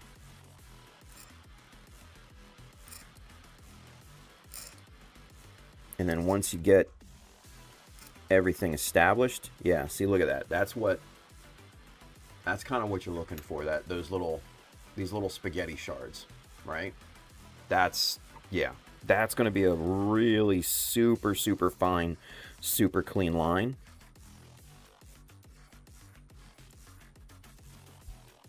See? And there you go. Straight as an arrow. Crispy, too. Crispy. Hardly any rise to that line, right? Hardly any rise. You may want to take a bit of, 800 sandpaper, something like that, and just kind of scuff over it just for peace of mind, really. But most of the time, when you set that edge properly, there's hardly any rise to the border, the outside of the line, right? So Yeah, that's what you're looking for. So again, one more time. This is my form, right? Every single time, this is my form. When I'm scribing lines or, carving notches or anything like that, this is the form that I use every single time. Now, sometimes, depending on the part, depending on the shape, depending on a lot of different things, sometimes I gotta back off the chisel with my middle finger, and that gets a little hinky. I'm not gonna lie, it gets a little hinky. But sometimes you need to. But most of the times when you're scribing pretty much everything, you want to be oh so close to the tip of that chisel, just like that, right? That's the form. And again, you're just dragging the chisel. You're not pushing most of the time. You're dragging. So, yeah, try that form. It's probably going to feel very foreign at first. Scribing in general is going to feel foreign to pretty much everyone when they first try it. It felt completely weird to me when I first started doing it with my makeshift chisel hobby knife thing. Like like a lot of people did on the Zero Parts Given assignment. You got to get used to it. You got to build the muscle memory. You got to build the dexterity in your digits and everything. Practice. That's going to be the absolute biggest hurdle for, all of this. So, yeah. But, yeah, good question, dude. Good question. Fox says, have you heard of Spaceballs? Oh my God, yeah. Talk about a classic. Yeah. Probably the best Star Wars parody, without a doubt. I think that's pretty much everybody's opinion. So quotable, right? Ludicrous speed and all that, right? She went from suck to blow. No. May the Schwartz be with you. Just all of it. I could go on, but I won't. But yeah, Spaceballs is great. Yeah, and they're making a Spaceballs too. I can't wait for that. I am disappointed that they didn't go with the original Spaceballs 2 title, The Search for More Money, because that would have closed the loop so well. Mel Brooks and the gang didn't want to do that, I guess, and they went in another direction. But that looks great because Bill Pullman is in it. Denise Zwiglia, something like that. The princess, she's back.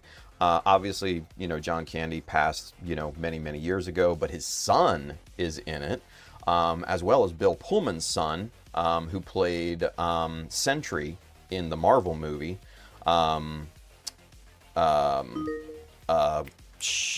What is it? Oh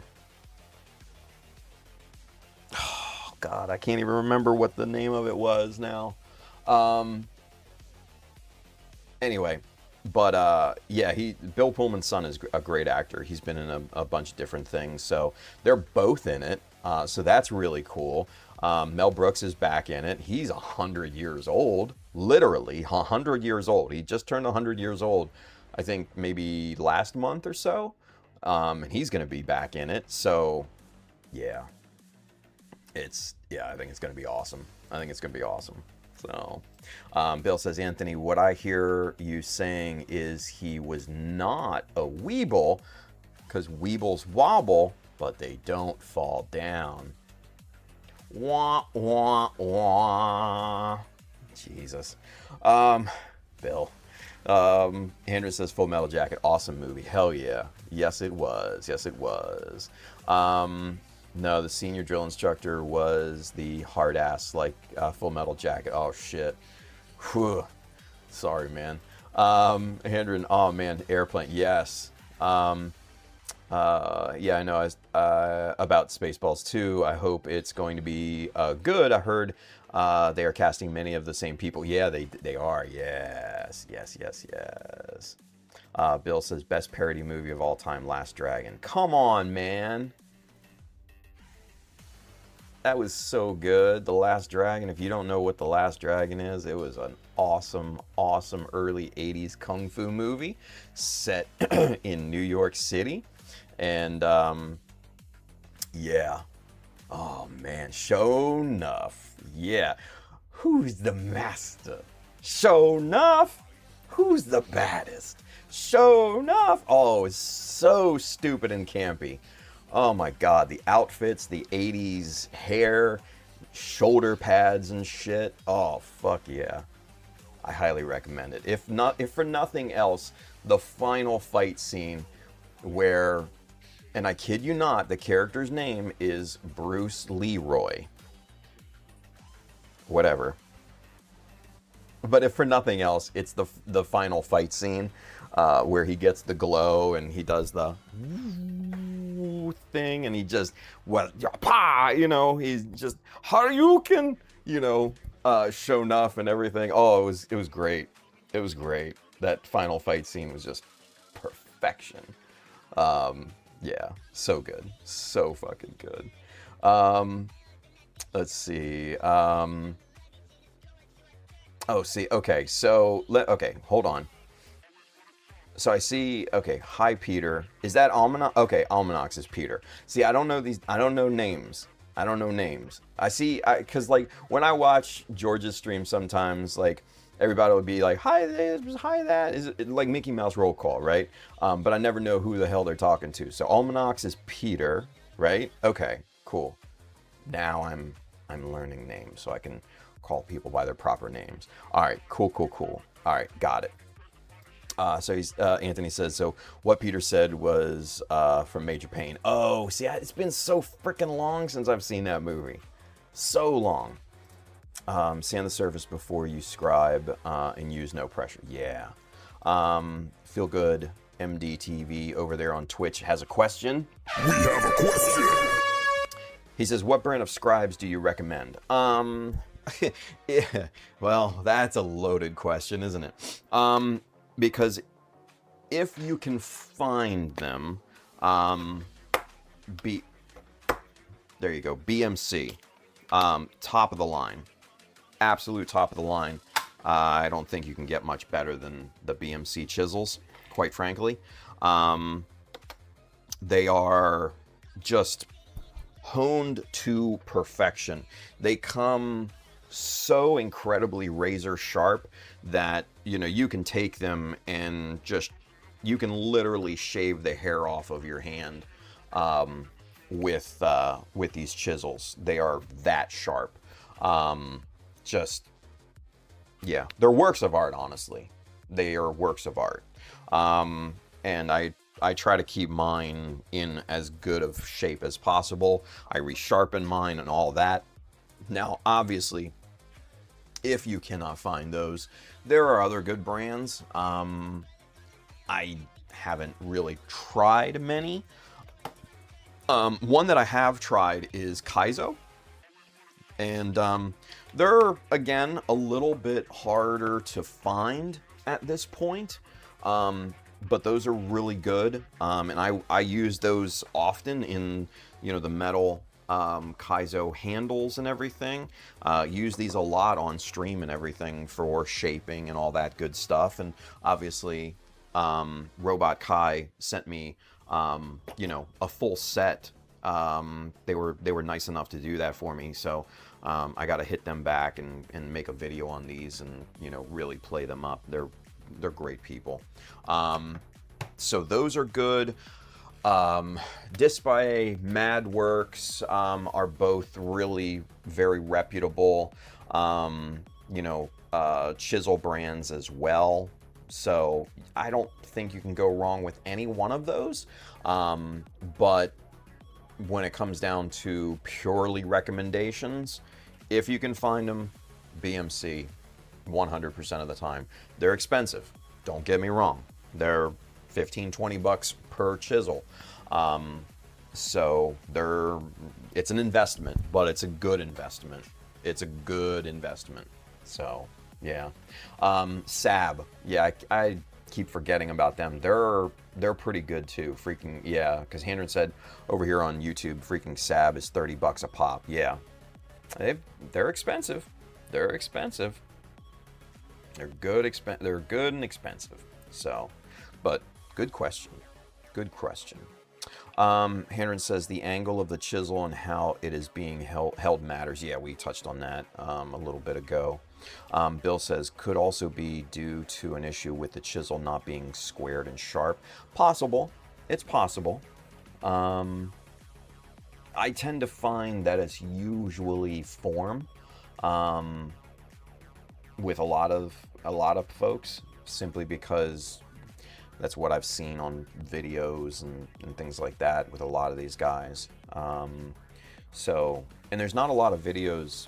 I don't think there's any videos that really talk about, how to, properly hold a chisel, like we demonstrated earlier, with your middle finger supporting the, quote unquote blade of the chisel.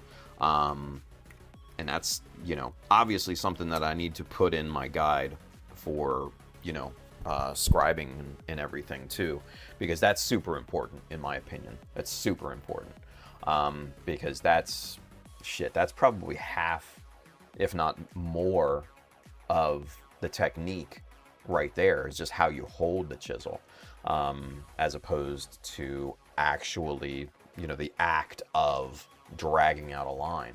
So, because if you don't have a good foundation, then the rest of it just doesn't matter. So, yeah. Glide the first few runs. Absolutely. Absolutely.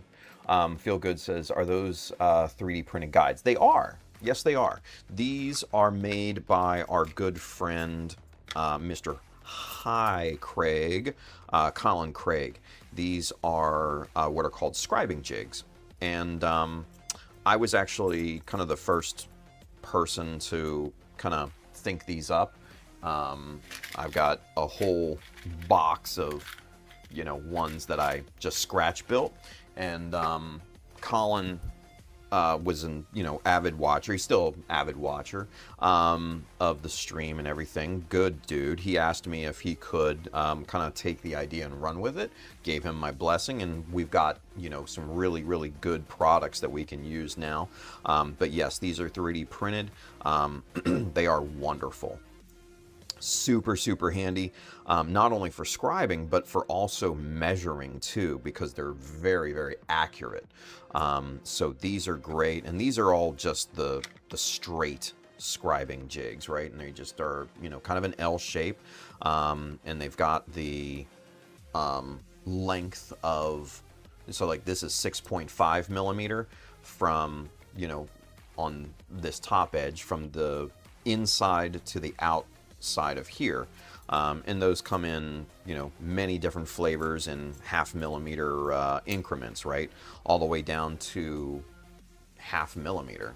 So and then all the way up to, I think the max is 6.5. Yeah, so 6.5. So yeah, wonderful, wonderful stuff. I use them pretty much every day.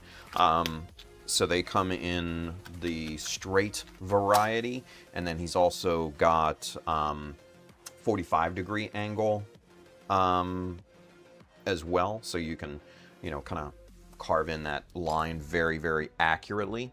And then what else has he got here? He's got a 60-degree variety. So instead of 45, he's got that nice 60-degree angle, and he also has 30-degree as well, that he has. So yeah, they're super, super good, super good. Let me do this for the kids over on Twitch. 1 second here, you guys. Let me get Colin's website here real quick. Let me find it on the community section here. Hang tight, hang tight, hang tight.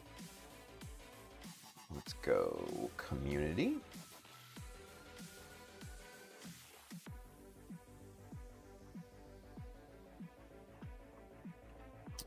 There it is. All right. So copy that, come back here. And all right. So what is all this? Oh my God. It just posted all this crap in here. Hang on. 1 second, you guys. Let me... Here we go. Get a clean link for you guys. There we are. There we go. Now it should be coming through.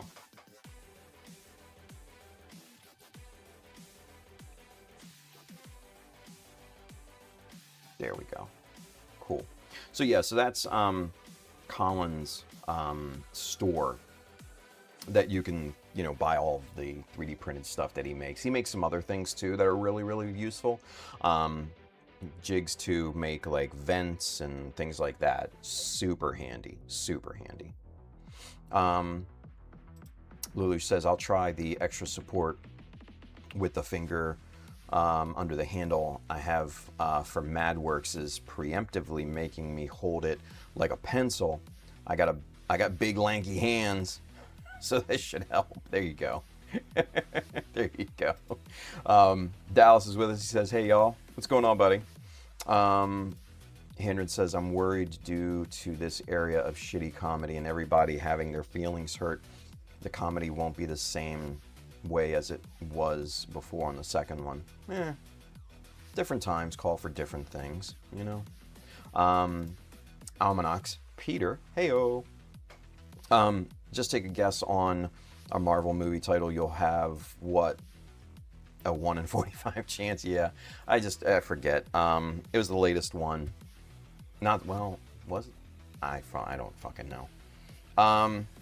Blue says, last time I scribed was a couple years ago, so trying to get back at it. These MadWorks are new from the old China brand I was used to. Gotcha. His name is Leroy Green, but everyone calls him Bruce Leroy. There you go.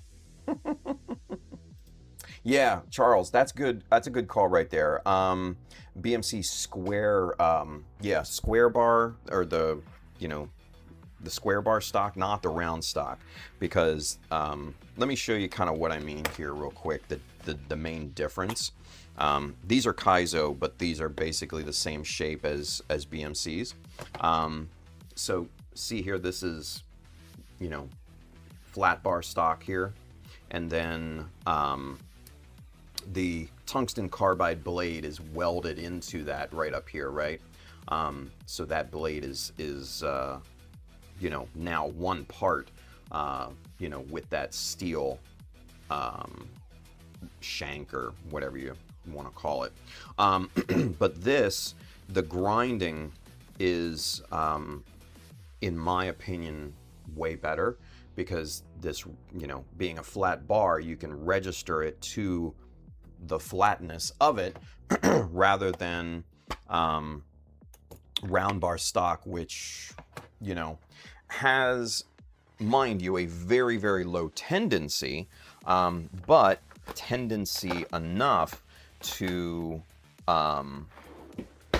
twist and become out of square. Now, these are some chisels that I inherited from the guy who gave me, sold me a bunch of other stuff here, and these are round bar.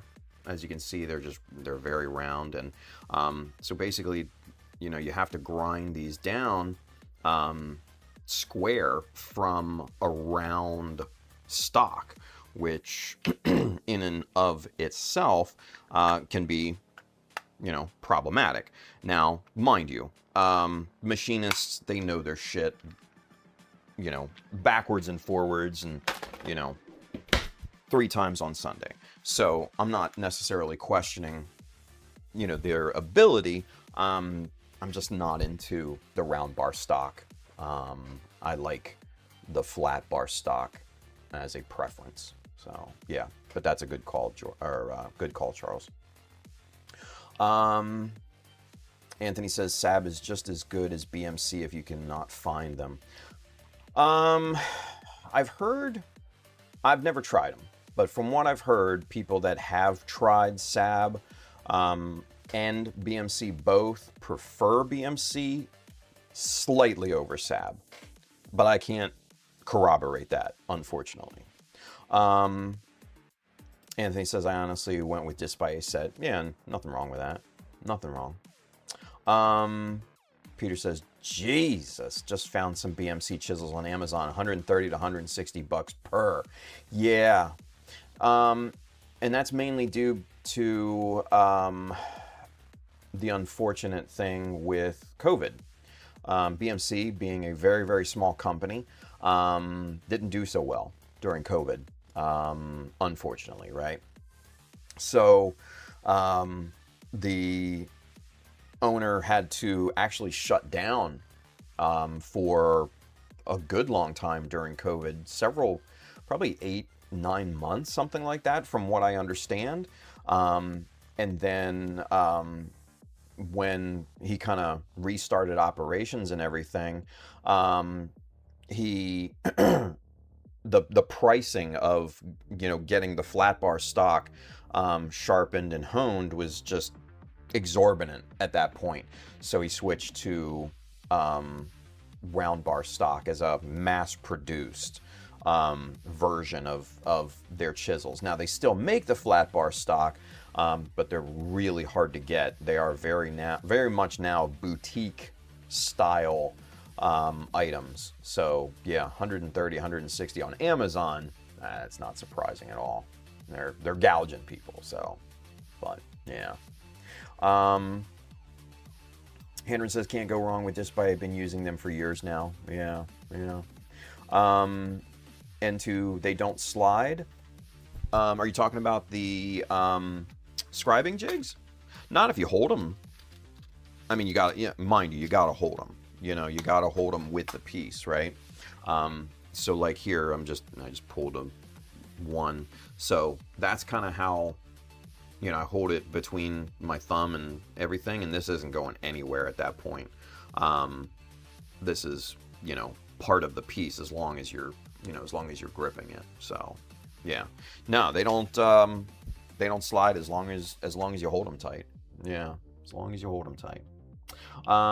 Henry says, Tim, I suggest putting your name on the packaging, which will promote more sales, especially once you get more seen. For what? The scribing jigs? I mean, that would be Colin's call. That's not my call. So yeah, I don't know. Oh yeah, feel good. Where can you get those? Yeah, bingo. I posted the link shortly after. There you go. He says, thank you. He said, I've seen some scribes that I've never seen before.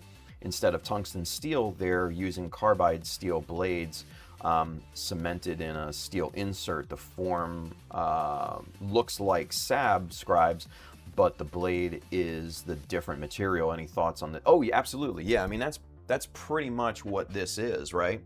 Yeah, you've got your steel shank, and then you've got your tungsten blade, right? And as you can see, those are, you know, welded together. So yeah, same exact thing. And that's basically what BMC, Kaizo, SAB, all of that flat bar stock chisels, that's exactly what they are. So yeah, that's exactly what they are. Let's see, where do we leave off there? Anthony says, yeah, I like my Disc Bay chisels. They're a solid choice, but if you can find the SAB set, it's the next best thing to BMC. I only had the Disc Bay choice when I was looking to buy mine. Yeah, and unfortunately, that's kind of the choice, right? Volks USA. Does Volks still have stock, Bill? Let me see.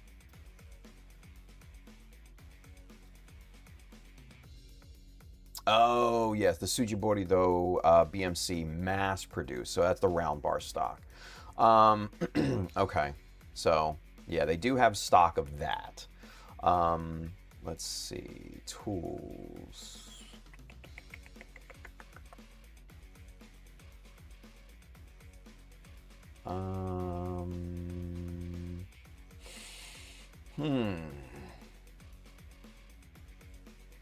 Let me just search BMC. See what they have here. All right. Okay. So they still have the holders. That's good. And they have the Danmo, low stock, but still super. That's crazy price. And then just the mass produced. So they don't have the OG versions, unfortunately. Well, yeah, not surprising. Not surprising. Something like from the creator of Mecha, or from the creator child. I mean, I don't know. Again, that would be Collins. I would never force that or want that or anything like that. If he wants to put those on there, that's perfectly fine. But yeah. Bill says those are the new style. Yeah, the round bar. The round bar. So yeah. Matt Havoc says, well, I'm off. Hope everyone has a good day. Dude, have a wonderful day, buddy. Wonderful day. Lelouch says, do you know what's crazy? Vegeta, Henry came back to building and posting around the time you came back to him. The world is coming back together. Oh, shit. That's funny. Pete says BMC costs $24 per in Japan. Is that for the mass-produced, Pete, or is that for the flat bar stock? HLMs are like Chinese version of BMC on quality, good chisels. Okay, interesting. Daniel, hey, question. Okay. We have a question. He says, I'm very new to scribing. Just recently got a steady 0.15 chisel and some scribing tape. I'm heading in the right direction. I mean, it sounds like it. Yeah, it sounds like it. The 0.15 is definitely the right thickness of chisel for panel lines. In fact, that's exactly what I use for all of my panel lines. Now for outlining parts, for putting a line around parts to get that nice deep shadow and that differentiation, that separation, I'll tend to use a 0.20, but 0.15 is still fine. Either or, it's, tomato at that point. But yeah, as long as you got that. The other thing to think about is, like we talked about before, is form. Make sure that you're holding it like this. You got to support the blade of the chisel, with your middle finger, thumb, index finger, kind of holding it like a pen, and holding it kind of at a steep angle like this, if I can get it in camera, and then just drag out. You don't want to push like a normal woodworking chisel. You want to drag that out. So those are the techniques, kind of in a very, very small nutshell, of kind of best practices. So yeah, Daniel, sounds like you're on the right track to me. So yeah, best of luck. If you got any other questions, we're here. So hell yeah. Bill says, Daniel, yes, just also get some sharpening plates. Maybe down the line. I don't think right away you need to sharpen anything. Maybe in a year or two, probably. I mean, you got to think that, these are tungsten blades going up against plastic, and they're not gonna dull, very quickly at that point. So I would say the sharpening plates you would want to invest in later down the line. Absolutely. Learn to take care of them from the beginning. Well, that's that 100%. 100%. Hey, Julius, 4 a.m. in Melbourne. Good day.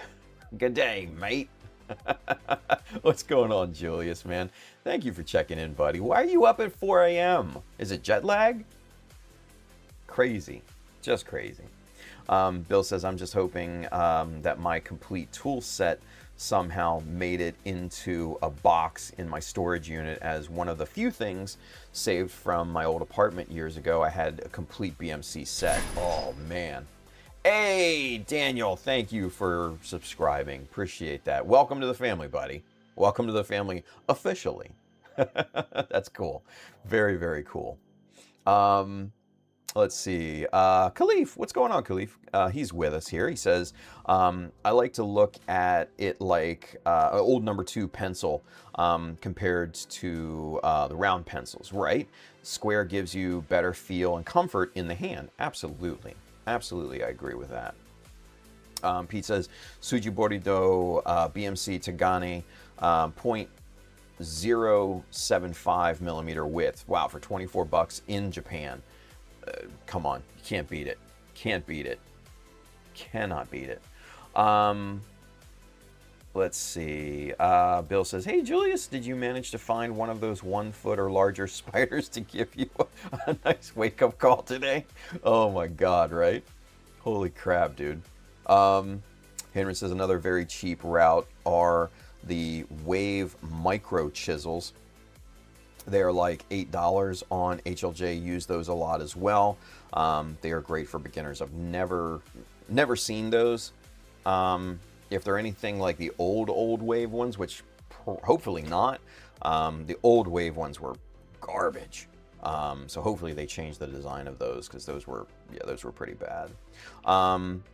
Charles over there on Twitch, he says, you're more honing scribing chisels than sharpening. For the most part, yeah. For the most part. I actually did have to sharpen mine because I chipped the edge back in the day because I was an idiot, and I tried scribing PVC pipe for the fuel tanks for the Hummingbird, and it chipped my 0.5 millimeter. And yeah, I literally had to sharpen that guy up. So, but yeah, for the most part, Charles, you're absolutely right. You're more honing and kind of getting that nice edge back in. Yeah. Let's see. Anthony says Sab are Korean-made, BMC are Japanese-made. They both can use the exact same handles. Yeah. I mean, they're, like I said, Sab are basically dupes of BMC. They came out several years after, so yeah, good all around. So all right, kiddos, it's 2:30, so we got some good stuff done.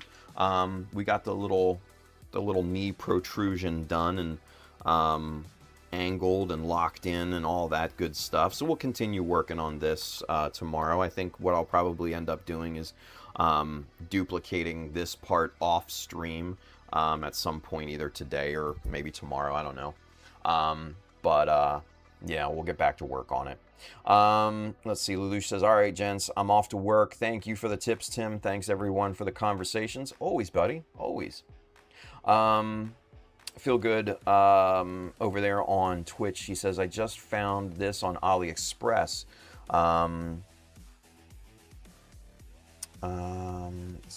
See, I can't click it from the Universal, and we're just about to log off. These are the scribes I mentioned earlier. They seem strange. Okay, hang on. Let me jump on Twitch here real quick. Let's see. That's the one drawback from the Universal chat. I can't click on it. There we go. There it is. Okay, let me click on it. Yes, open link. Let's see what we've got. Oh, okay. Yeah, I mean, these no,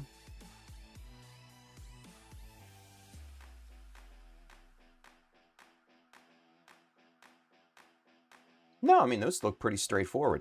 I mean, honestly, those look almost exactly like the Kaizo chisels, right? Let me show you here. Let me get a little bit of a bigger one to kind of show you. let's see.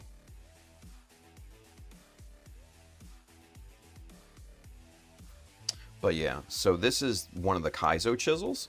And this is just in, you know, its raw form, right? It's not in a handle or anything like that. And yeah, I mean, you can see the thickness of the steel shank and everything. And yeah, you can see kind of how the blade itself there is welded into the shank there. And, you know, then this part is kind of, you know, honed down at that point. And yeah, basically same type of thing as the ones that you link to there on AliExpress. Now, let me take a look. What do they want for these? That's the, you know, obviously important part, right?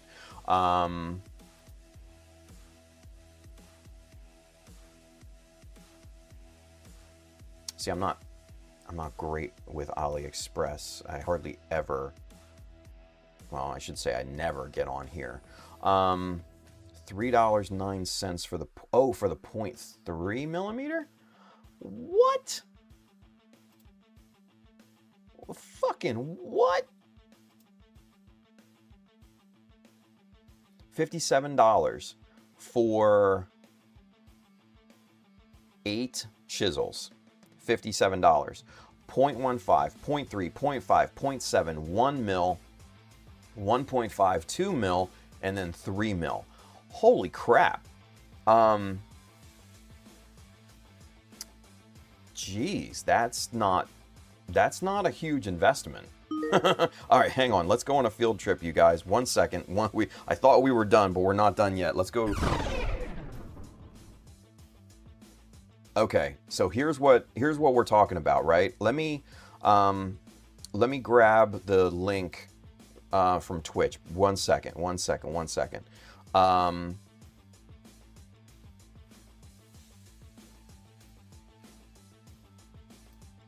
Where is it here? Here it is. Okay.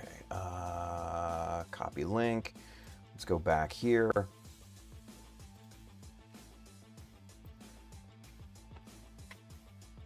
All right, so this is going to paste to everybody. This will paste into the YouTube chat as well. But anywho, God, it's Twitch Inception there. Sorry about that, you guys. But yeah, I mean, look at this. This is $57.60 for 8 chisels, right? And like you see, that's basically the same type of configuration as BMC, Kaizo, SAB, you know, what have you. Huh. I mean, shit, at that point, it's just like, why not? You know, 57 bucks. And it looks like they're having a summer sale. So you get to save $50 off of a normal price of $107, which is still, for 8 chisels, a decent price. Yeah, I mean, shit, if I was in the market, I'd do it. 4.8 on the reviews. Let's take a look here.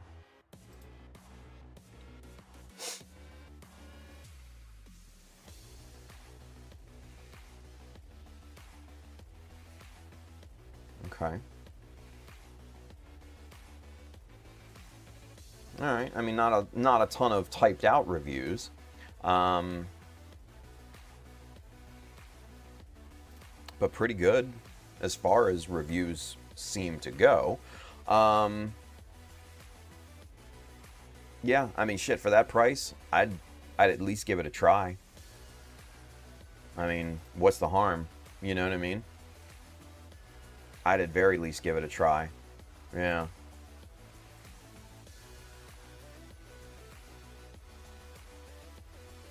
Yeah. There you go. Ordering. Done. Done. Right? Yeah. I mean, they seem pretty good. Oh, oh, I guess this is their description information. Nah, not much there. Go back. Go back. Why is it not going back? Am I missing some? Oh. Oh, it scrolled down. That's why. Stupid thing.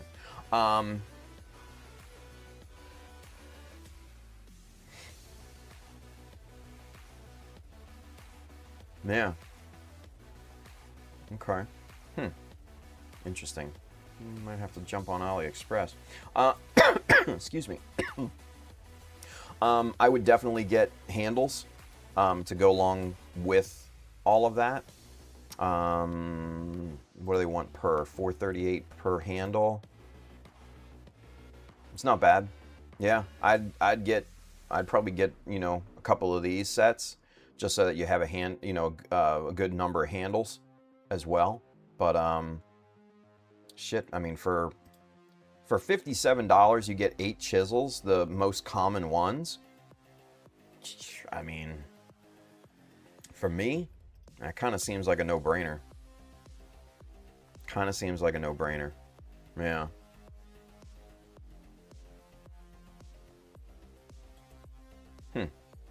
That's very interesting, though. That's very interesting. Henry says, good stuff. Hell yeah. Yeah, we were just about to wrap it up. He says, no worries. All right. And then we were just like, yank it back. Let's see. Yeah, Kaizo made by who? I'm not sure who Kaizo is through. Yeah, Dallas says Kaizo are really good. Kaizo might be Korean. I'm not sure. I'm not sure at all. Pete says, can post links here? Let's see. What is Suji Borido? Suji Borido.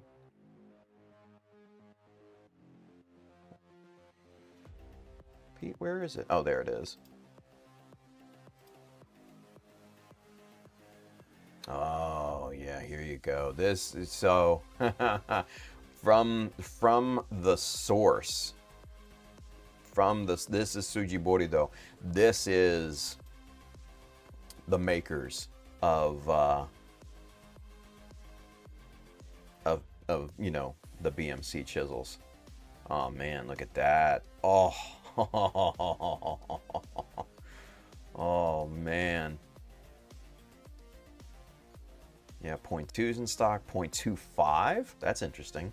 I would never need a 0.25, but still, it's interesting that they have that, right? Wow, they got all the bigger ones in stock for the most part.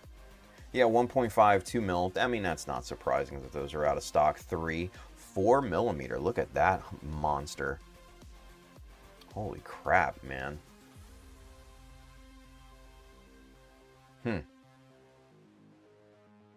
Got all the guides and everything. Those are kind of cool. Yeah, see, like this right here. I mean, that's basically the Dymo tape that I use. Oh, crap. That's great. Wow. But some of these scribing guides are interesting, especially for, like, beginners and stuff like that. That's pretty cool. Nice. Nice. Very cool. Very cool. Anthony says, look at the shipping, though. Oh, on these? What's the shipping? This product can't be shipped to your address. Well, I'm not logged in, so that's more likely than why, and I don't want to necessarily register or anything like that. Or is it just it can't be shipped to the U.S.? I don't know. I don't know. Tunnel vision, right? Those look like HLM. There you go. Are they tungsten tips? Probably. That's kind of what it looked like anyways.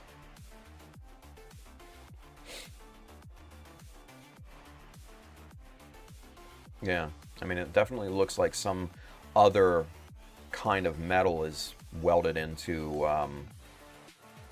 those shanks.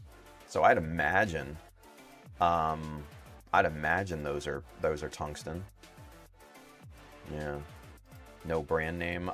Border is the quote unquote the brand name. Yeah. So there's an $8 off coupon also. Shit. So you're getting it for what? $49 for 8 chisels? Yeah. That's a no-brainer. I mean, it's cheap enough to where, you know, obviously if you're gainfully employed, unlike me, you know, it's a no-brainer. You know, drop the money, test them out, you know. And at very least, what you can do is you can, you know, if they're ground like a, you know, like shit, you can always sharpen them. You know, you can always buy diamond plates and a sharpening jig, you know, to sharpen these guys out and really make something out of them. So, yeah, I mean, that's not bad. That's not a bad call. So feel good. You know, nice find there, buddy. Nice find. So, all right. Yeah. Good shit. Good shit. All right, kids. 241. We went way over, which is not a problem. It's not a big deal. But yeah, way over time. Their set is sold out. Shit. That sucks. He says, thanks for checking them out, dude. Yeah, always, man. Always. But yeah, I mean, those look the same exact type of design as BMC, Kaizo, Sab, HLM, like, you know, Bill had mentioned and stuff like that. So yeah, I mean, I would say save that. Save that for later. See if you can't find another listing, maybe. And see, yeah, just keep checking in, because even at $100, that's still a pretty good price for those. I mean, that for 8 chisels at $100, what is that, 10, 12 a pop? That's, yeah, that's not terrible. So yeah, I would definitely say to at very least to keep checking back. So yeah, yep. Good stuff. All right, kiddos. I'm gonna wrap it up. I'm getting out of here. I need to get some work done on the shop and everything like that, because we're going full bore on that. That's coming back very soon. So with that being said, you guys, we're one and done today. Come back tomorrow. We're gonna continue working on this thing, and have a wonderful rest of your day. Be safe out there. Build something cool, and yeah. I'll see you guys tomorrow.